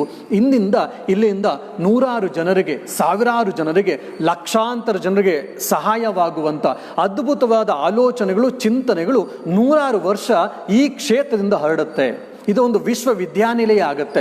ಸರ್ವ ಧರ್ಮಗಳ ಸಮನ್ವಯಕ್ಕೆ ಬೇಕಾಗುವಂಥ ಎಲ್ಲ ಭಾವನೆಗಳು ಕೂಡ ಇಲ್ಲಿನಿಂದ ಪಸರಿಸುತ್ತೆ ಅಂತೇಳಿ ಸ್ವಾಮಿ ವಿವೇಕಾನಂದರು ಬೇಲೂರು ಮಠದಲ್ಲಿ ಶ್ರೀರಾಮಕೃಷ್ಣನ ಆತ್ಮಾರಾಮವನ್ನು ಸ್ಥಾಪನೆ ಮಾಡಿದ ಸಮಯದಲ್ಲಿ ಹೇಳ್ತಾರೆ. ನಾವಿವತ್ತು ಅದರ ಭಾಗವನ್ನು ಇವತ್ತು ನೋಡ್ತಾ ಇದ್ದೀವಿ. ಬೇಲೂರು ಮಠ ಹೇಗೊಂದು ಯೂನಿವರ್ಸಿಟಿ ಥರ ಆಗ್ತಾ ಇದೆ. ಇಡೀ ವಿಶ್ವದಲ್ಲೇ ಅದರ ರೂಪರೇಖೆಗಳನ್ನು ಮತ್ತು ಅದರ ಆಯಾಮಗಳನ್ನು, ಅದರ ಕಾರ್ಯವ್ಯಾಪ್ತಿಯನ್ನು ನಾವು ಕಾಣ್ತಾ ಇದ್ದೀವಿ. ಸೊ ಎಲ್ಲ ಕೆಲಸವನ್ನು ಮುಗಿಸಿದ ಸ್ವಾಮಿ ವಿವೇಕಾನಂದರು ನಿಧಾನವಾಗಿ ಒಳಗೆ ಎಳ್ಕೊಳ್ತಾ ಇದ್ದಾರೆ. ಅಂದರೆ ಅವರು ತಮ್ಮ ಜೀವನದ ಇಹಲೋಕ ಯಾತ್ರೆಯನ್ನು ಮುಗಿಸ್ಲಿಕ್ಕೆ ಅವರು ನಿಶ್ಚಯ ಮಾಡ್ತಾ ಇದ್ದಾರೆ. ಹಾಗಾಗಿ ಒಬ್ಬ ಶಿಷ್ಯ ಕೇಳಿದಾಗ ಸ್ವಾಮಿ ವಿವೇಕಾನಂದ ಹೇಳ್ತಾರೆ, ನನ್ನ 40ನೇ ಹುಟ್ಟು ಹಬ್ಬವನ್ನು ನಾನು ನೋಡೋದಿಲ್ಲ ಅಂತ. ಅಂದರೆ ಸ್ವಾಮಿ ವಿವೇಕಾನಂದರು ಅವರು ಯಾವತ್ತು ಹೋಗಬೇಕು ಅಂತ, ಯಾವಾಗ ಹೋಗ್ತೀನಿ ಅಂತ ಅವರು ಡಿಸೈಡ್ ಮಾಡಿದರು. ನೀವು ಡಿಸೈಡ್ ಮಾಡಲಿಕ್ಕಾಗಲ್ಲ. ಯಾಕಂದ್ರೆ ನಮ್ಮ ಪ್ರಾರಬ್ಧ ಕರ್ಮದ ಫಲವಾಗಿ ನಾವು ಹುಟ್ಟಿರ್ತೀವಿ. ಹಾಗಾಗಿ ಆ ಪ್ರಾರಬ್ಧ ಕರ್ಮ ಮುಗಿಯುವವರೆಗೂ ನಾವು ಸಾಯಲಿಕ್ಕೆ ಸಾಮಾನ್ಯವಾಗಿ ಆಗೋದಿಲ್ಲ. ಆದರೆ ಈ ಭಗವಾನ್ ಶ್ರೀರಾಮಕೃಷ್ಣರು, ಸ್ವಾಮಿ ವಿವೇಕಾನಂದರು ಅವರೆಲ್ಲರೂ ಕೂಡ ಅವರು ಸ್ವಇಚ್ಛೆಯಿಂದ ಭೂಮಿಗೆ ಧರೆಗೆ ಇಳಿದು ಬಂದಿರ್ತಾರೆ. ಹಾಗಾಗಿ ಅವರು ಅವತಾರ ಪುರುಷರು. ಅವರು ಡೇಟ್ ಆಫ್ ಬರ್ತ್ ಮತ್ತು date of death, arrival and departure ಡೇಟ್ನೂ ಕೂಡ ಅವರೇ ಫಿಕ್ಸ್ ಮಾಡಿರ್ತಾರೆ. ಎಲ್ಲ ಒಂದು ಬ್ಲೂ ಪ್ರಿಂಟನ್ನು ಹಾಕ್ಕೊಂಬಂದಿರ್ತಾರೆ. ಅದನ್ನು ಕೆಲಸವನ್ನು ಮುಗಿಸಿ ಅವರು ಹೊರಟೋಗ್ತಾರೆ. ಇದೊಂದು ಅವತಾರ ಕಾರ್ಯದ ಹಿಂದೆ ಇರುವಂಥ ಒಂದು ಸತ್ಯ, ಪಾರಮಾರ್ಥಿಕ ಸತ್ಯ. ನಾವು ಇದನ್ನು ಅರ್ಥ ಮಾಡ್ಕೊಂಡಾಗ ಮಾತ್ರ ಸ್ವಾಮಿ ವಿವೇಕಾನಂದನ ಆಮೂಲಾಗ್ರವಾಗಿ ಸ್ಪಷ್ಟವಾಗಿ ನಾವು ಅರ್ಥ ಮಾಡ್ಕೊಳ್ಳಿಕ್ಕೆ ಸಾಧ್ಯ ಆಗತ್ತೆ. ಇದಾಗ ಒಂದು ವರ್ಷ ಆದಮೇಲೆ 1898ರಲ್ಲಿ ಮತ್ತೊಮ್ಮೆ ಅವರ ಆರೋಗ್ಯ ಚೆನ್ನಾಗಿಲ್ಲದಿದ್ದಾಗ ಹಲವಾರು ವೈದ್ಯರು ಹೇಳ್ತಾರೆ, ಮತ್ತೊಮ್ಮೆ ನೀವು ಸಮುದ್ರ ಯಾನವನ್ನು ಮಾಡಿ ಸಮುದ್ರಯಾನವನ್ನು ಮಾಡಿದ್ರೆ ನಿಮ್ಗೆ ಆರೋಗ್ಯ ಚೆನ್ನಾಗಾಗತ್ತೆ ಅಂತ. ಮತ್ತೊಮ್ಮೆ 1898-99ರಲ್ಲಿ ಮತ್ತೊಮ್ಮೆ ಸ್ವಾಮಿ ವಿವೇಕಾನಂದರು 2ನೇ ಬಾರಿ ಪಾಶ್ಚಾತ್ಯಕ್ಕೆ ಮತ್ತೊಮ್ಮೆ ಹೊರಡ್ತಾರೆ. ಹೋಗುವಂಥ ಸಮಯದಲ್ಲಿ ಸ್ವಾಮಿ ತುರಿಯಾನಂದನ ಮತ್ತು ಸಿಸ್ಟರ್ ನಿವೇದಿತನ ಕರ್ಕೊಂಡು ಹೋಗ್ತಾರೆ. ಹೋಗುವಂಥ ಸಮಯದಲ್ಲಿ ಹಲವಾರು ಚರ್ಚೆಗಳನ್ನು ಮಾಡ್ತಾರೆ. ಆ ಸಮಯದಲ್ಲೂ ಕೂಡ ಸಿಸ್ಟರ್ ನಿವೇದಿತ ಹೇಳುವಂತೆ ಸ್ವಾಮಿ ವಿವೇಕಾನಂದರು ಹೆಚ್ಚು ಮಾತಾಡ್ತಿರ್ತಿರಲಿಲ್ಲ, ಅಂತರ್ಮುಖಿಗಳಾಗಿದ್ದರು ಸ್ವಾಮಿ ವಿವೇಕಾನಂದರು. ಒಂದು ವರ್ಷ ಅಲ್ಲಿದ್ದು ಪ್ಯಾರಿಸಲ್ಲಿ ನಡೆದಂಥ second religious conference, parliament of religions ಚಿಕಾಗೋಲಿ ಹೇಗೆ ನಡೆದಿತ್ತು ಅದೇ ರೀತಿ ಪ್ಯಾರಿಸಲ್ಲಿ ಕೂಡ ನಡೀತು. ಆ ಸಮಯದಲ್ಲಿ ಸ್ವಾಮಿ ವಿವೇಕಾನಂದನ ಮತ್ತೆ ತುಂಬ ಬಲವಂತ ಮಾಡ್ತಾರೆ ಬರಬೇಕು ಅಂತ. ಸ್ವಾಮಿ ವಿವೇಕಾನಂದರು ಹೋಗ್ತಾರೆ, ಅದ್ರಲ್ಲಿ ಭಾಗಿಯಾಗ್ತಾರೆ. ತುಂಬ ಕೇಳಿದ್ಮೇಲೆ ಒಂದೇ ಒಂದು ಭಾಷಣವನ್ನು ಸ್ವಾಮಿ ವಿವೇಕಾನಂದರು ಮಾಡ್ತಾರೆ. ಮತ್ತು ಹಲವಾರು ಬಾರಿ ಅಲ್ಲಿ ಬಂದಂಥ ಪಾಶ್ಚಾತ್ಯರು ಭಾರತದ ಬಗ್ಗೆ ಮತ್ತು ಹಿಂದೂ ಧರ್ಮದ ಬಗ್ಗೆ ಇದ್ದಂಥ ಮೂಢನಂಬಿಕೆಗಳು, ತಪ್ಪ ಕಲ್ಪನೆಗಳನ್ನು ಮಾತ್ರ ತೆಗೆಯುವಂಥ ಪ್ರಯತ್ನವನ್ನು ಮಾಡ್ತಾರೆ. ಬಿಟ್ಟರೆ ಇನ್ನು ಹೆಚ್ಚಿನ ಮಾತುಗಳನ್ನು ಭಾಷಣ ಕೊಡಿ ಅಂತ ಕೇಳಿದಾಗ ಸ್ವಾಮಿ ವಿವೇಕಾನಂದರು ನನಗೀಗ ಭಾಷಣ ಕೊಡುವಂಥ ಮೂಡ್ ಇಲ್ಲ ನನಗೆ ಅಂತೇಳಿ ಸ್ವಾಮಿ ವಿವೇಕಾನಂದರು ಸ್ಪಷ್ಟವಾಗಿ ಹೇಳ್ತಾರೆ. ಅದೇ ರೀತಿ ಅವ್ರ ಜೀವಿತಾವಧಿಯಲ್ಲಿ ಇನ್ನೊಂದು ಇದೇ ರೀತಿ ಸರ್ವಧರ್ಮ ಸಮ್ಮೇಳನ ಜಾಗತಿಕ ಮಟ್ಟದಲ್ಲಿ ನಡೀತದೆ 3ನೇ ಬಾರಿ. ಜಪಾನಲ್ಲಿ ಅಂತ ಕಾಣುತ್ತೆ, ಯಾವುದೋ ಒಂದು ದೇಶ, ಇಲ್ಲ ಜರ್ಮನಿಯಲ್ಲೋ. ಅದಕ್ಕೂ ಕೂಡ ಸ್ವಾಮಿ ವಿವೇಕಾನಂದ ಕರೆದಾಗ ಸ್ವಾಮಿ ವಿವೇಕಾನಂದ ನನಗೆ ದಯವಿಟ್ಟು ನಾನು ಬರಲಿಕ್ಕೆ ಆಗುವುದಿಲ್ಲ, ಕ್ಷಮಿಸಿ ಅಂಥೇಳಿ ಅವರು ಸುಮ್ಮನೆ ಆಗ್ತಾರೆ. ಅದೆಲ್ಲವನ್ನು ಆದಮೇಲೆ ಮತ್ತೆ ಸ್ವಾಮಿ ವಿವೇಕಾನಂದರು ವಾಪಸ್ ಮಾಡಿದ್ಮೇಲೆ ಕಾಶಿಗೆ ಹೋಗಿ ಬರ್ತಾರೆ. ಕಾಶಿಗೆ ಹೋಗಿ ಬಂದ ಮೇಲೆ ಸ್ವಾಮಿ ವಿವೇಕಾನಂದರು ಬೇಲೂರು ಮಠದಿಂದ ಪತ್ರವನ್ನು ತಮ್ಮ ಸೋದರ ಸನ್ಯಾಸಿಗಳಿಗೆ ಬರೀತಾರೆ. ಏನು ರಾಮಕೃಷ್ಣರ ಸೋದರ ಸನ್ಯಾಸಿಗಳು, ಡೈರೆಕ್ಟ್ ಡಿಸೈಪಲ್ಸ್ ಅಂತ ನಾವೇನು ಹೇಳ್ತೀವಲ್ಲ, ಅಷ್ಟೊತ್ತಿಗಾಗಲೇ ಒಬ್ಬರು ಇಲ್ಲ ಇಬ್ಬರು ಅಷ್ಟೇ ತೀರೋಗಿದ್ರು. ಇನ್ನು ಹೆಚ್ಚು ಕಡಿಮೆ 12 ಜನ ಇದ್ದರು. 12 ಜನಕ್ಕೆ ಸ್ವಾಮಿ ವಿವೇಕಾನಂದರು ಅಲ್ಲಿ ಬೇಲೂರು ಮಠದಲ್ಲಿ ಇದ್ದವ್ರಿಗೆ ಅಲ್ಲದೆ ಬೇರೆ ಬೇರೆ ಕಡೆ ಇದ್ದವ್ರಿಗೆ ಪತ್ರಗಳನ್ನು ಬರೀತಾರೆ. ಏನಪ್ಪ ಅಂತಂದರೆ, ನೀವು ಆದಷ್ಟು ಬೇಗ ನನ್ನನ್ನು ಬಂದು ನೋಡ್ಕೊಂಡು ಹೋಗಿ ಅಂತ. ಅಂದರೆ he was planning himself to leave. ಒಂದು ಸರಿ ಒಬ್ಬ ಶಿಷ್ಯ ಕೇಳ್ತಾನೆ, ಒಂದು ಬೇಲೂರು ಮಠ, ಹಲವಾರು ಸೋದರ ಸನ್ಯಾಸಿಗಳು, ಬೇರೆ ಬೇರೆ ಸಾಧು ಬ್ರಹ್ಮಚಾರಿಗಳೆಲ್ಲರೂ ಕೂಡ ಇದ್ದಾರೆ. ಸ್ವಾಮಿ ವಿವೇಕಾನಂದರು ಒಬ್ಬರು ಗುರುಬಾಯಿಗಳು ಇಲ್ಲ ಒಬ್ಬ ಶಿಷ್ಯನು ಸ್ವಾಮಿ ವಿವೇಕಾನಂದರು ಕೇಳ್ತಾರೆ. ಏನಂದರೆ ಯಂಗ್ ನರೇಂದ್ರ ಇದ್ದಾಗಲೇ ಸ್ವಾಮಿ ವಿವೇಕಾನಂದರ ಬಗ್ಗೆ ಶ್ರೀರಾಮಕೃಷ್ಣ ಹೇಳಿರ್ತಾರೆ. ಅವನು ಸಪ್ತರ್ಷಿ ಮಂಡಲದಿಂದ ಬಂದಿರುವಂಥ ನರಋಷಿ, ಅವನು ಶಿವ. ಅವನ ನಿಜವಾದ ಸ್ವರೂಪ ಅವನಿಗೆ ಯಾವಾಗ ಅರ್ಥ ಆಗುತ್ತೋ ಅವನು ಈ ಭೂಮಿಯ ಮೇಲೆ ಇರಲಿಕ್ಕೆ ಸಾಧ್ಯ ಇಲ್ಲ. ಹಾಗಾಗಿ ನಾನು ಇವತ್ತೇನು ಮಾತಾಡಿದ್ದೇನೋ ಈ ವಿಷಯವನ್ನು ನೀವು ಯಾವತ್ತೂ ಕೂಡ ನರೇಂದ್ರನ ಮುಂದೆ ಹೇಳಬೇಡಿ. ತಕ್ಷಣವೇ ಅವನಿಗೇನಾದರೂ ಅವನ ಸ್ವಸ್ವರೂಪ ಅರ್ಥ ಆಗಿಬಿಡ್ತು ಅಂದರೆ, ಅವನ ಜನ್ಮ ರಹಸ್ಯ ಅರ್ಥ ಆಗೋಯ್ತು ಅಂದರೆ ಅವನು ಇರ್ಲಿಕ್ಕೆ ಸಾಧ್ಯ ಇಲ್ಲ ಅಂತ ಶ್ರೀರಾಮಕೃಷ್ಣ ತುಂಬ ಹಿಂದೆ 12-15 ವರ್ಷಗಳ ಹಿಂದೆಯೇ ಶ್ರೀರಾಮಕೃಷ್ಣ ಅವ್ರ ಶಿಷ್ಯಕ್ಕೆ ತಾಕೀತು ಮಾಡಿರ್ತಾರೆ. ಹಾಗಾಗಿ ಯಾರೂ ಕೂಡ ಶ್ರೀರಾಮಕೃಷ್ಣ ಹೇಳಿದಂಥ ಮಾತುಗಳನ್ನು ಸ್ವಾಮಿ ವಿವೇಕಾನಂದ ಮಾತಾಡಿರಲಿಲ್ಲ. ಅದೃಷ್ಟವೋ ದುರಾದೃಷ್ಟವೋ ಎಂಬಂತೆ ಒಬ್ಬ ಶಿಷ್ಯ ಕೇಳೇ ಬಿಡ್ತಾನೆ ಒಂದ್ಸರಿ, ಸ್ವಾಮೀಜಿ ನೀವು ಯಾರು, ನೀವೆಲ್ಲಿಂದ ಬಂದಿದ್ದೀರಾ, ನೀವು ಯಾಕೆ ಬಂದಿದ್ದೀರಾ ಅಂತ ನಿಮಗೆ ಗೊತ್ತಿದೆಯಾ ಅಂತ ಒಬ್ಬ ಶಿಷ್ಯನೋ ಇಲ್ಲೊಬ್ಬ ಸೋದರ ಸನ್ಯಾಸಿನೋ ಸ್ವಾಮಿ ವಿವೇಕಾನಂದರಿಗೆ ಒಂದು ದಿವಸ ಬೇಲೂರು ಮಠದಲ್ಲಿ ಸಂಭಾಷಣೆ ಮಾಡಿಸೋದ್ರಲ್ಲಿ ಕೇಳಿಬಿಡ್ತಾನೆ. ಸ್ವಾಮಿ ವಿವೇಕಾನಂದರು ಕೂಡ ತಕ್ಷಣವೇ ನೇರವಾಗಿ ಹೇಳ್ಬಿಡ್ತಾರೆ, ಹೌದು, ನಾನು ಯಾರು, ನಾನು ಎಲ್ಲಿಂದ ಬಂದಿದ್ದೀನಿ, ನಾನು ಯಾಕೆ ಬಂದಿದ್ದೀನಿ, ನನ್ನ ಜನ್ಮ ರಹಸ್ಯ ಏನು ಅಂತ ನನಗೆ ಸ್ಪಷ್ಟವಾಗಿ ಗೊತ್ತಿದೆ ಅಂತ. ಆಗ ಸ್ವಾಮಿ ಶಾರದಾನಂದರು, ಸ್ವಾಮಿ ಬ್ರಹ್ಮಾನಂದರು ಇತ್ಯಾದಿ ಎಲ್ಲ ಸೋದರ ಸನ್ಯಾಸಿಗಳು ಹೇಳ್ತಾರೆ, ಹಾಗಾದರೆ ನಮ್ಮ ನರೇನ್ ಇನ್ನು ಹೆಚ್ಚು ಬದುಕುವುದಿಲ್ಲ, ಇನ್ನು ಹೆಚ್ಚು ಕಾಲ ಇರುವುದಿಲ್ಲ. ಯಾಕಂದರೆ ಅವನಿಗೆ ಜನ್ಮ ರಹಸ್ಯ ಅವನಿಗೆ ಅರ್ಥ ಆಗೋಗಿದೆ ಅಂತ. ಅದು ಹೇಳಿ ಕೆಲವೇ ದಿವಸದಲ್ಲಿ ಅವರ ಒಬ್ಬ ಶಿಷ್ಯನಾದಂತಹ ಶಿಷ್ಯರಿಗೆ, ಒಬ್ಬ ಶಿಷ್ಯ ಸನ್ಯಾಸಿಗೆ ಪಂಚಾಂಗವನ್ನು ತೆಗೆದುಕೊಂಡು ಬಾ ಅಂತ ಹೇಳ್ತಾರೆ.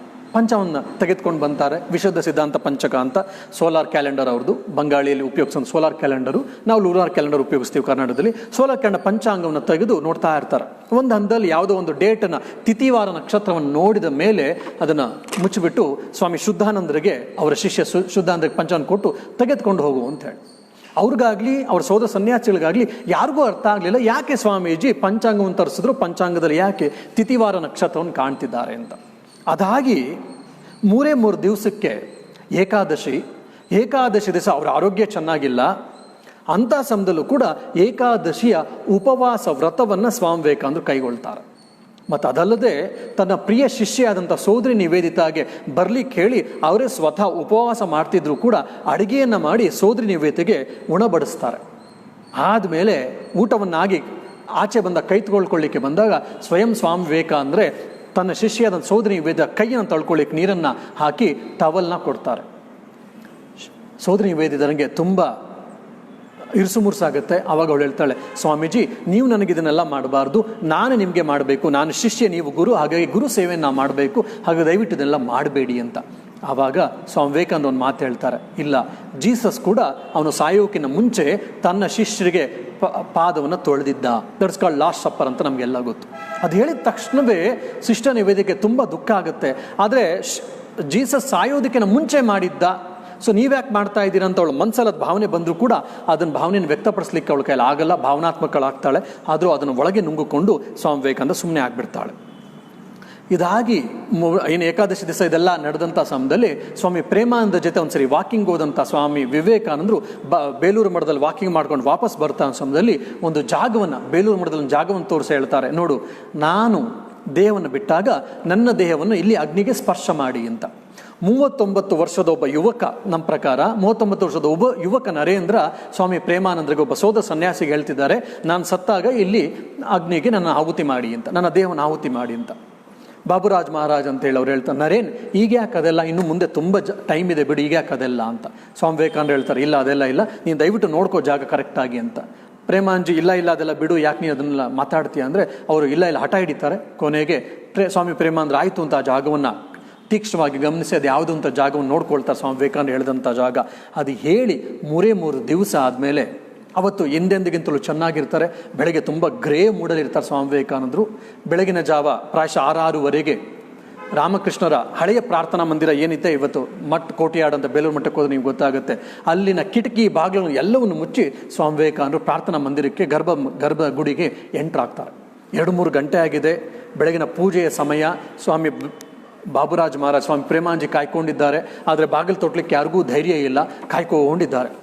3 ಗಂಟೆಗಳಾದ್ಮೇಲೆ ನಿಧಾನ ಕಿಟಕಿ ಬಾಗಿಲನ್ನು ತೆಗೆದು ಸ್ವಾಮಿ ವಿವೇಕಾನಂದರು ಏನೋ ಒಂದು ಭಾರದಿಂದ ಇಳಿದವರಂಗೆ ಒಂದು ದೊಡ್ಡ ಭಾರವನ್ನು ನಮ್ಮ ತಲೆ ನಾವು ಇಳಿಸಿದ್ರೆ ಹೆಂಗೆ ನಾವು ಸಾಮಾನ್ಯವಾಗಿ ಪ್ರದರ್ಶನ ಮಾಡ್ತೀವಿ, ಆ ರೀತಿ ಭಾವದಲ್ಲಿ ಸ್ವಾಮಿ ವಿವೇಕಾನಂದರು ಗರ್ಭ ಮಂದಿರದಿಂದ ಬರ್ತಾರೆ. ಬಟ್ ಯಾರಿಗೂ ಏನಾಯಿತು ಯಾಕಿದು ಅಂತ ಕೇಳುವಂಥ ಧೈರ್ಯ ಯಾರಿಗೂ ಇರಲಿಲ್ಲ.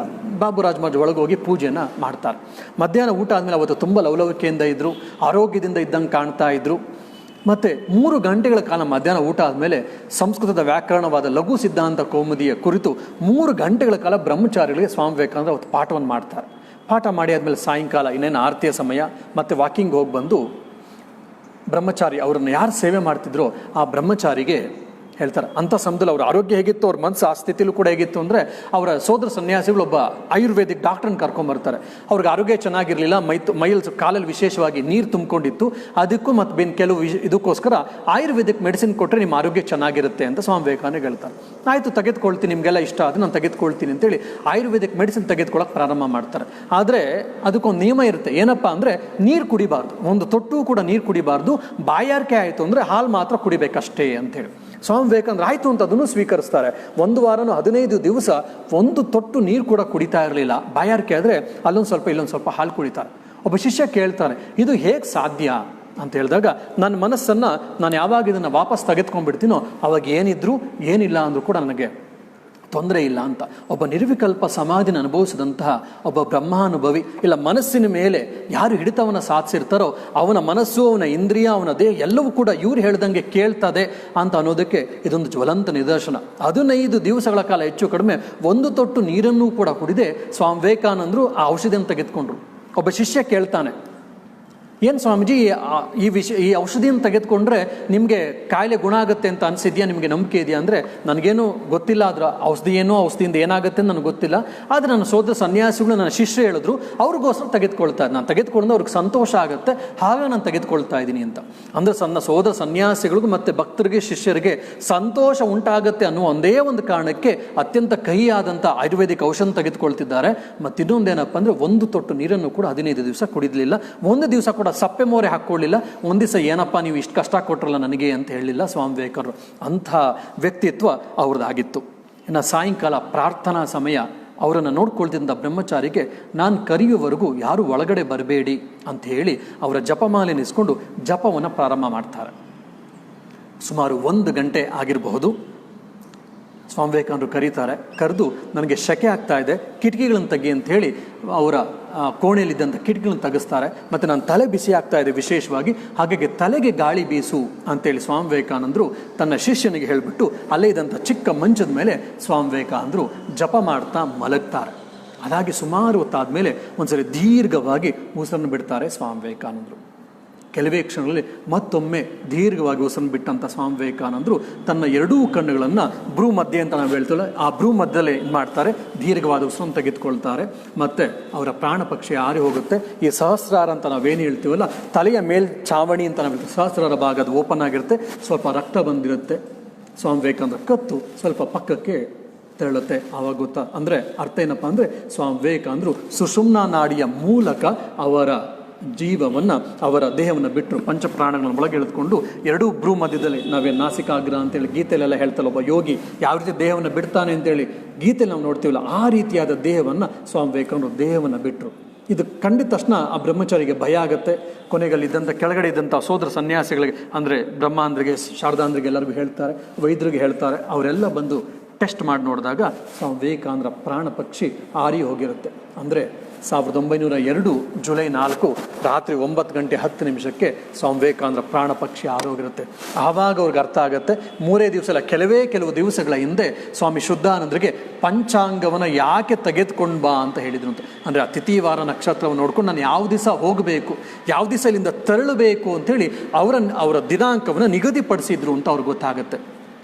ಆಮೇಲೆ ಬೆಳಗ್ಗೆ 2-3 ಗಂಟೆಗಳ ಕಾಲ ಶ್ರೀರಾಮಕೃಷ್ಣ ಜೊತೆ ಯಾಕೆ ದೇವಸ್ಥಾನದ ಬಾಗಿಲಿನ ಹೆಚ್ಚು ಒಳಗಡೆ ಇದ್ದು ಅಂದರೆ, ಶ್ರೀರಾಮಕೃಷ್ಣ ಜೊತೆ ಆಮೇಲೆ ಸ್ವಾಮಿ ಬ್ರಹ್ಮಾನಂದರು ಇಲ್ಲ ಬೇರೆ ಸೋದರ ಸನ್ಯಾಸಿಗಳು ಹೇಳ್ತಾರೆ, ಶ್ರೀರಾಮಕೃಷ್ಣ ಜೊತೆ ಅವ್ರು ಒಡನಾಡಿ ಅವ್ರ ಹತ್ರ ಮಾತಾಡಿದ್ರು ಅನ್ಸುತ್ತೆ.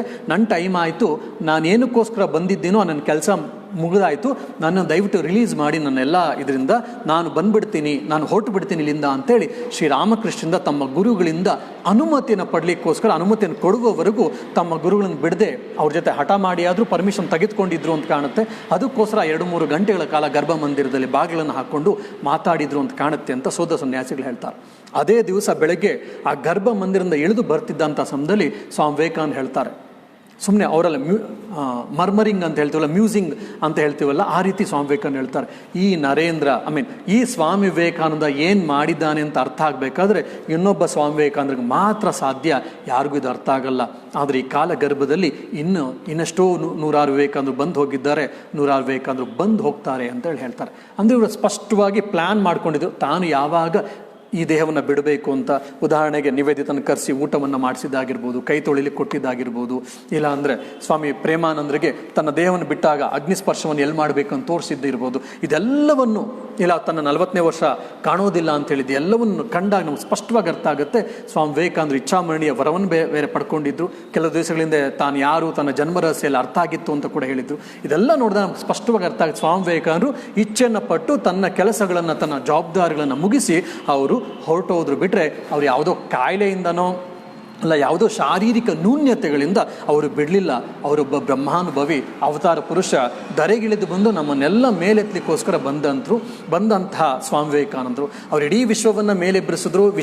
ಪ್ರತಿಯೊಬ್ಬರು ಕೂಡ ಮೇಲೆತ್ತಲಿಕ್ಕೆ ಸಹಕಾರಿಯನ್ನು ಕೊಟ್ಟಂಥ ಸ್ವಾಮಿ ವಿವೇಕಾನಂದರ ಇನ್ನೊಂದು ಆಯಾಮ ಏನಪ್ಪ ಅಂದರೆ, ಅವರೊಬ್ಬ ಆಧ್ಯಾತ್ಮಿಕ ಮೇರು ಕೃತಿಯಾಗಿದ್ದರು. ಪ್ರತಿಯೊಂದನ್ನು ಕೂಡ ಸಕಾರಾತ್ಮಕವಾಗಿ ಕಂಡರು, ಸಕಾರಾತ್ಮಕವಾಗಿ ಪ್ರತಿಯೊಬ್ಬರನ್ನು ಮುಂದಕ್ಕೆ ತೆಗೆದುಕೊಂಡು ಹೋಗುವಂಥ ಶಕ್ತಿಯನ್ನು ಅವರಲ್ಲಿ ಕಂಡರು. ಅವರೇ ಹೇಳ್ದಂಗೆ, I am a voice without a form ಅಂತೇಳಿ. ಈ ಅರ್ಧೋಗಿರುವಂಥ ಬಟ್ಟೆಯನ್ನು ನಾವು ಹೇಗೆ ಬಿಸಾಕ್ತೀವೋ ಆ ರೀತಿ ಈ ಜರ್ಜರಿತವಾದಂಥ ಶರೀರವನ್ನು ಬಿಟ್ಟು ನಾನು ವಿಶ್ವವ್ಯಾಪಿಯಾಗಿ, ವಿಶ್ವ ಮಾನವನಾಗಿ ಪ್ರತಿಯೊಬ್ಬರಿಗೂ ಕೂಡ ಮೇಲೆತ್ತುವಂಥ ಸಹಾಯವನ್ನು ನಾನು ಮಾಡ್ತೀನಿ. ಅವ್ರು ಎಷ್ಟು ಹೇಳ್ತಾರೆ ಅಂದರೆ, ಒಂದು ನಾಯಿ ಕೂಡ, ಜಗತ್ತಿನಲ್ಲಿರುವಂಥ ಒಂದು ನಾಯಿ ಕೂಡ ಮುಕ್ತಿಯನ್ನು ಪಡೆಯುವವರೆಗೂ, ತನ್ನ ಸ್ವಸ್ವರೂಪವನ್ನು ಅರ್ಥ ಮಾಡಿಕೊಳ್ಳೋವರೆಗೂ ನಾನು ವಿರಮಿಸುವುದಿಲ್ಲ, ನಾನು ಸುಮ್ಮನೆ ಕೂತ್ಕೊಳ್ಳೋಲ್ಲ, ಅಲ್ಲಿವರೆಗೂ ನಾನು ಕೆಲಸ ಮಾಡ್ತಾ ಇರ್ತೀನಿ ಅಂತ ಒಂದು ಸರಿ ಸ್ವಾಮಿ ವಿವೇಕಾನಂದ ಹೇಳ್ತಾರೆ. So I may voice without form ಅಂತ ನಾವೇನು ಹೇಳ್ತೀವಲ್ಲ, ಆ ರೀತಿ ಇವತ್ತು ಕೂಡ ಹಲವಾರು ಜನರಿಗೆ ಸ್ವಾಮಿ ವಿವೇಕಾನಂದರು ಪ್ರೇರೇಪಣೆಯನ್ನು ಕೊಡ್ತಾ ಇದ್ದಾರೆ. ಸ್ವಾಮಿ ವಿವೇಕಾನಂದರು ಮಾರ್ಗದರ್ಶನವನ್ನು ಮಾಡ್ತಾ ಇದ್ದಾರೆ. ಸ್ವಾಮಿ ವಿವೇಕಾನಂದರನ್ನು ತಿಳ್ಕೊಳ್ಬೇಕು, ಅರ್ಥ ಮಾಡ್ಕೊಳ್ಬೇಕು ಅಂತ ಯಾರ್ಯಾರು ಇಚ್ಛೆ ಪಡ್ತಾರೋ ಅವ್ರಿಗೆಲ್ಲ ಸಹಾಯ ಮಾಡ್ತಿದ್ದಾರೆ. ಈ ರೀತಿ ಒಂದು ಅಮೂಲಾಗ್ರವಾದ ಅಧ್ಯಯನವನ್ನು ನಾವು ಅವತಾರ ಪುರುಷರ ಕುರಿತು ಮಾಡಿದಾಗ ನಮ್ಗೆ ಸ್ವಲ್ಪವಾದರೂ ಅರ್ಥ ಆಗುತ್ತೆ. ಆವಾಗ ನಮ್ಮ ಜೀವನ, ನಮ್ಮ ಆಲೋಚನೆ, ನಮ್ಮ ಚಿಂತನೆಗಳು ನಮಗೆ ಬದಲಾಗುತ್ತೆ. ನಮಗೊಂದು ರೂಟ್ ಮ್ಯಾಪ್ ಸಿಗುತ್ತೆ. ನಾವೇನು ಮಾಡಬೇಕು, ಏನು ಮಾಡಬಾರ್ದು, ಯಾಕೆ ಮಾಡಬೇಕು, ಯಾಕೆ ಮಾಡಬಾರ್ದು, ಹೇಗೆ ಮಾಡಬೇಕು, ಹೇಗೆ ಮಾಡಬಾರ್ದು ಇತ್ಯಾದಿಗಳೆಲ್ಲವೂ ಕೂಡ ನಮಗೊಂದು ಸ್ಪಷ್ಟ ಕಲ್ಪನೆ ಸಿಗುತ್ತೆ, ನಮಗೊಂದು ರೂಟ್ ಮ್ಯಾಪ್ ಸಿಗುತ್ತೆ. ಮತ್ತು ಇನ್ನೊಂದೇನಪ್ಪ ಅಂದರೆ, ಈಗ ಸಾಮಾನ್ಯವಾಗಿ ಗಣಪತಿ ವಿಗ್ರಹಗಳನ್ನ ನೋಡಿದಾಗ ಸಣ್ಣ ಸಣ್ಣ ಗಣಪತಿಗಳನ್ನು ಅಚ್ಚಲ್ಲಿ ಮಾಡ್ತಾರೆ. ಆ ರೀತಿ ಒಂದು ಆದರ್ಶ ಜೀವನ ನಡೆಸಬೇಕಂದ್ರೆ ಹೇಗಿರಬೇಕು ಅನ್ನೋದಕ್ಕೆ ಒಂದು ಅಚ್ಚು ಇವರೆಲ್ಲ ಇದ್ದಂತೆ. ಒಂದು ಅಚ್ಚನ್ನು ಮಾಡಿಬಿಟ್ಟು ಇಟ್ಟಿದ್ರೆ ಹೇಗೆ ಅದ್ರ ಒಳಗಡೆ ಸುಮ್ಮನೆ ಜೇಡಿ ಮಣ್ಣನ್ನು ಹಾಕಿ ಗಣಪತಿ ಗೌರಿಗಳನ್ನು ತೆಗಿತಾ ಇರ್ತಾರೋ ಆ ರೀತಿ ಒಂದು ಆದರ್ಶ ವ್ಯಕ್ತಿ ಆಗಬೇಕಂದ್ರೆ ಹೇಗಿರಬೇಕು ಅಂದರೆ ಶ್ರೀರಾಮಕೃಷ್ಣರ, ಶಾರದಾದೇವಿ, ವಿವೇಕಾನಂದರ, ರಾಮ, ಕೃಷ್ಣ, ಇಲ್ಲ ಇನ್ನು ಎಲ್ಲ ಸಂತ ಮಹಾಂತರ ಜೀವನವನ್ನು ನೋಡಿದಾಗ ಇವರೆಲ್ಲರ ಜೀವನ ಒಂದು ಪರಿಪೂರ್ಣವಾದ ಜೀವನ, ಒಂದು ಅಚ್ಚನ್ನು ತಯಾರಿಸಿ ಹೋಗಿದ್ದಾರೆ, ಒಂದು ಮಾರ್ಗವನ್ನು ಸೃಷ್ಟಿಸಿ ಹೋಗಿದ್ದಾರೆ. ಅವ್ರು ಹೇಳಿದಂತಹ ಅವ್ರು ತೋರಿಸ್ಕೊಟ್ಟ ಮಾರ್ಗದಲ್ಲಿ ನಾವೇನಾದರೂ ಹೋದರೆ ನಾವು ಆತ್ಮಹತ್ಯೆ ಮಾಡ್ಕೊಳ್ಳೋರು ಆತ್ಮಾನುಭವವನ್ನು ಪಡ್ಕೊಳ್ಳುವಂಥ ಆತ್ಮಜ್ಞಾನಿಗಳಾಗ್ತೀವಿ. ಮೂರ್ಖ ಬುದ್ಧು ಆಗಿರೋನು ಬುದ್ಧನಾಗ್ತಾನೆ. ಒಬ್ಬ ಮೂರ್ಖ ಆಗಿರುವನು ದಡ್ಡ ಅಂತನೋ ಕೆಲಸಕ್ಕೆ ಬರದೇ ಇರುವಂಥ ಅಪ್ರಯೋಜಕ ಆಗಿರುವಂಥ ಒಬ್ಬ ಯುವಕ ಸ್ವಾಮಿ ವಿವೇಕಾನಂದರ ಜೀವನ ಸಂದೇಶಗಳನ್ನು ಓದಿ ತಿಳ್ಕೊಂಡಾಗ ಏನಾಗುತ್ತಪ್ಪ ಅಂದರೆ ಅವನೊಬ್ಬ ಬ್ರಹ್ಮಜ್ಞಾನಿ ಆಗೋದಲ್ಲಿ ಅಲ್ಲಿ ನಿಜವಾಗ್ಲೂ ದೇಶಕ್ಕೊಬ್ಬ ಸಮರ್ಥ ಯೋಧ, ಸಮರ್ಥ ಗುರು, ಇಲ್ಲ ಸಮರ್ಥ ಮಾರ್ಗದರ್ಶನಕ ಆಗೋದಲ್ಲಿ ಒಬ್ಬ ನಿಜವಾದ ಪ್ರಜೆ ಆಗೋದಲ್ಲಿ ಯಾವುದೇ ಅತಿಶಯೋಕ್ತಿ ಇಲ್ಲ. ಅದೇ ಸ್ವಾಮಿ ವಿವೇಕಾನಂದ ಜೀವನವನ್ನು ಓದಬೇಕು. ಸ್ವಾಮಿ ವಿವೇಕಾನಂದರನ್ನ ನಮ್ಮೊಳಗಡೆ ಬರುವಂತೆ ನಾವು ನಮ್ಮ ತನು ಮನ ಧನವನ್ನು, ನಮ್ಮ ತನವನ್ನು, ನಮ್ಮ ಮನಸ್ಸನ್ನು, ನಮ್ಮ ಭಾವನೆಗಳನ್ನು, ನಮ್ಮ ಬುದ್ಧಿನೆಲ್ಲವನ್ನೂ ಕೂಡ ತೆರೆದಿಡಬೇಕು. ಆವಾಗ ಮಾತ್ರ ಅವರು ಒಳಗಡೆ ಬಂದರು ಅಂದರೆ ಏನೆಲ್ಲ ಅದ್ಭುತವಾದಂತಹ ಮ್ಯಾಜಿಕ್ಗಳನ್ನು ನಾವು ಕಾಣ್ತೀವಿ.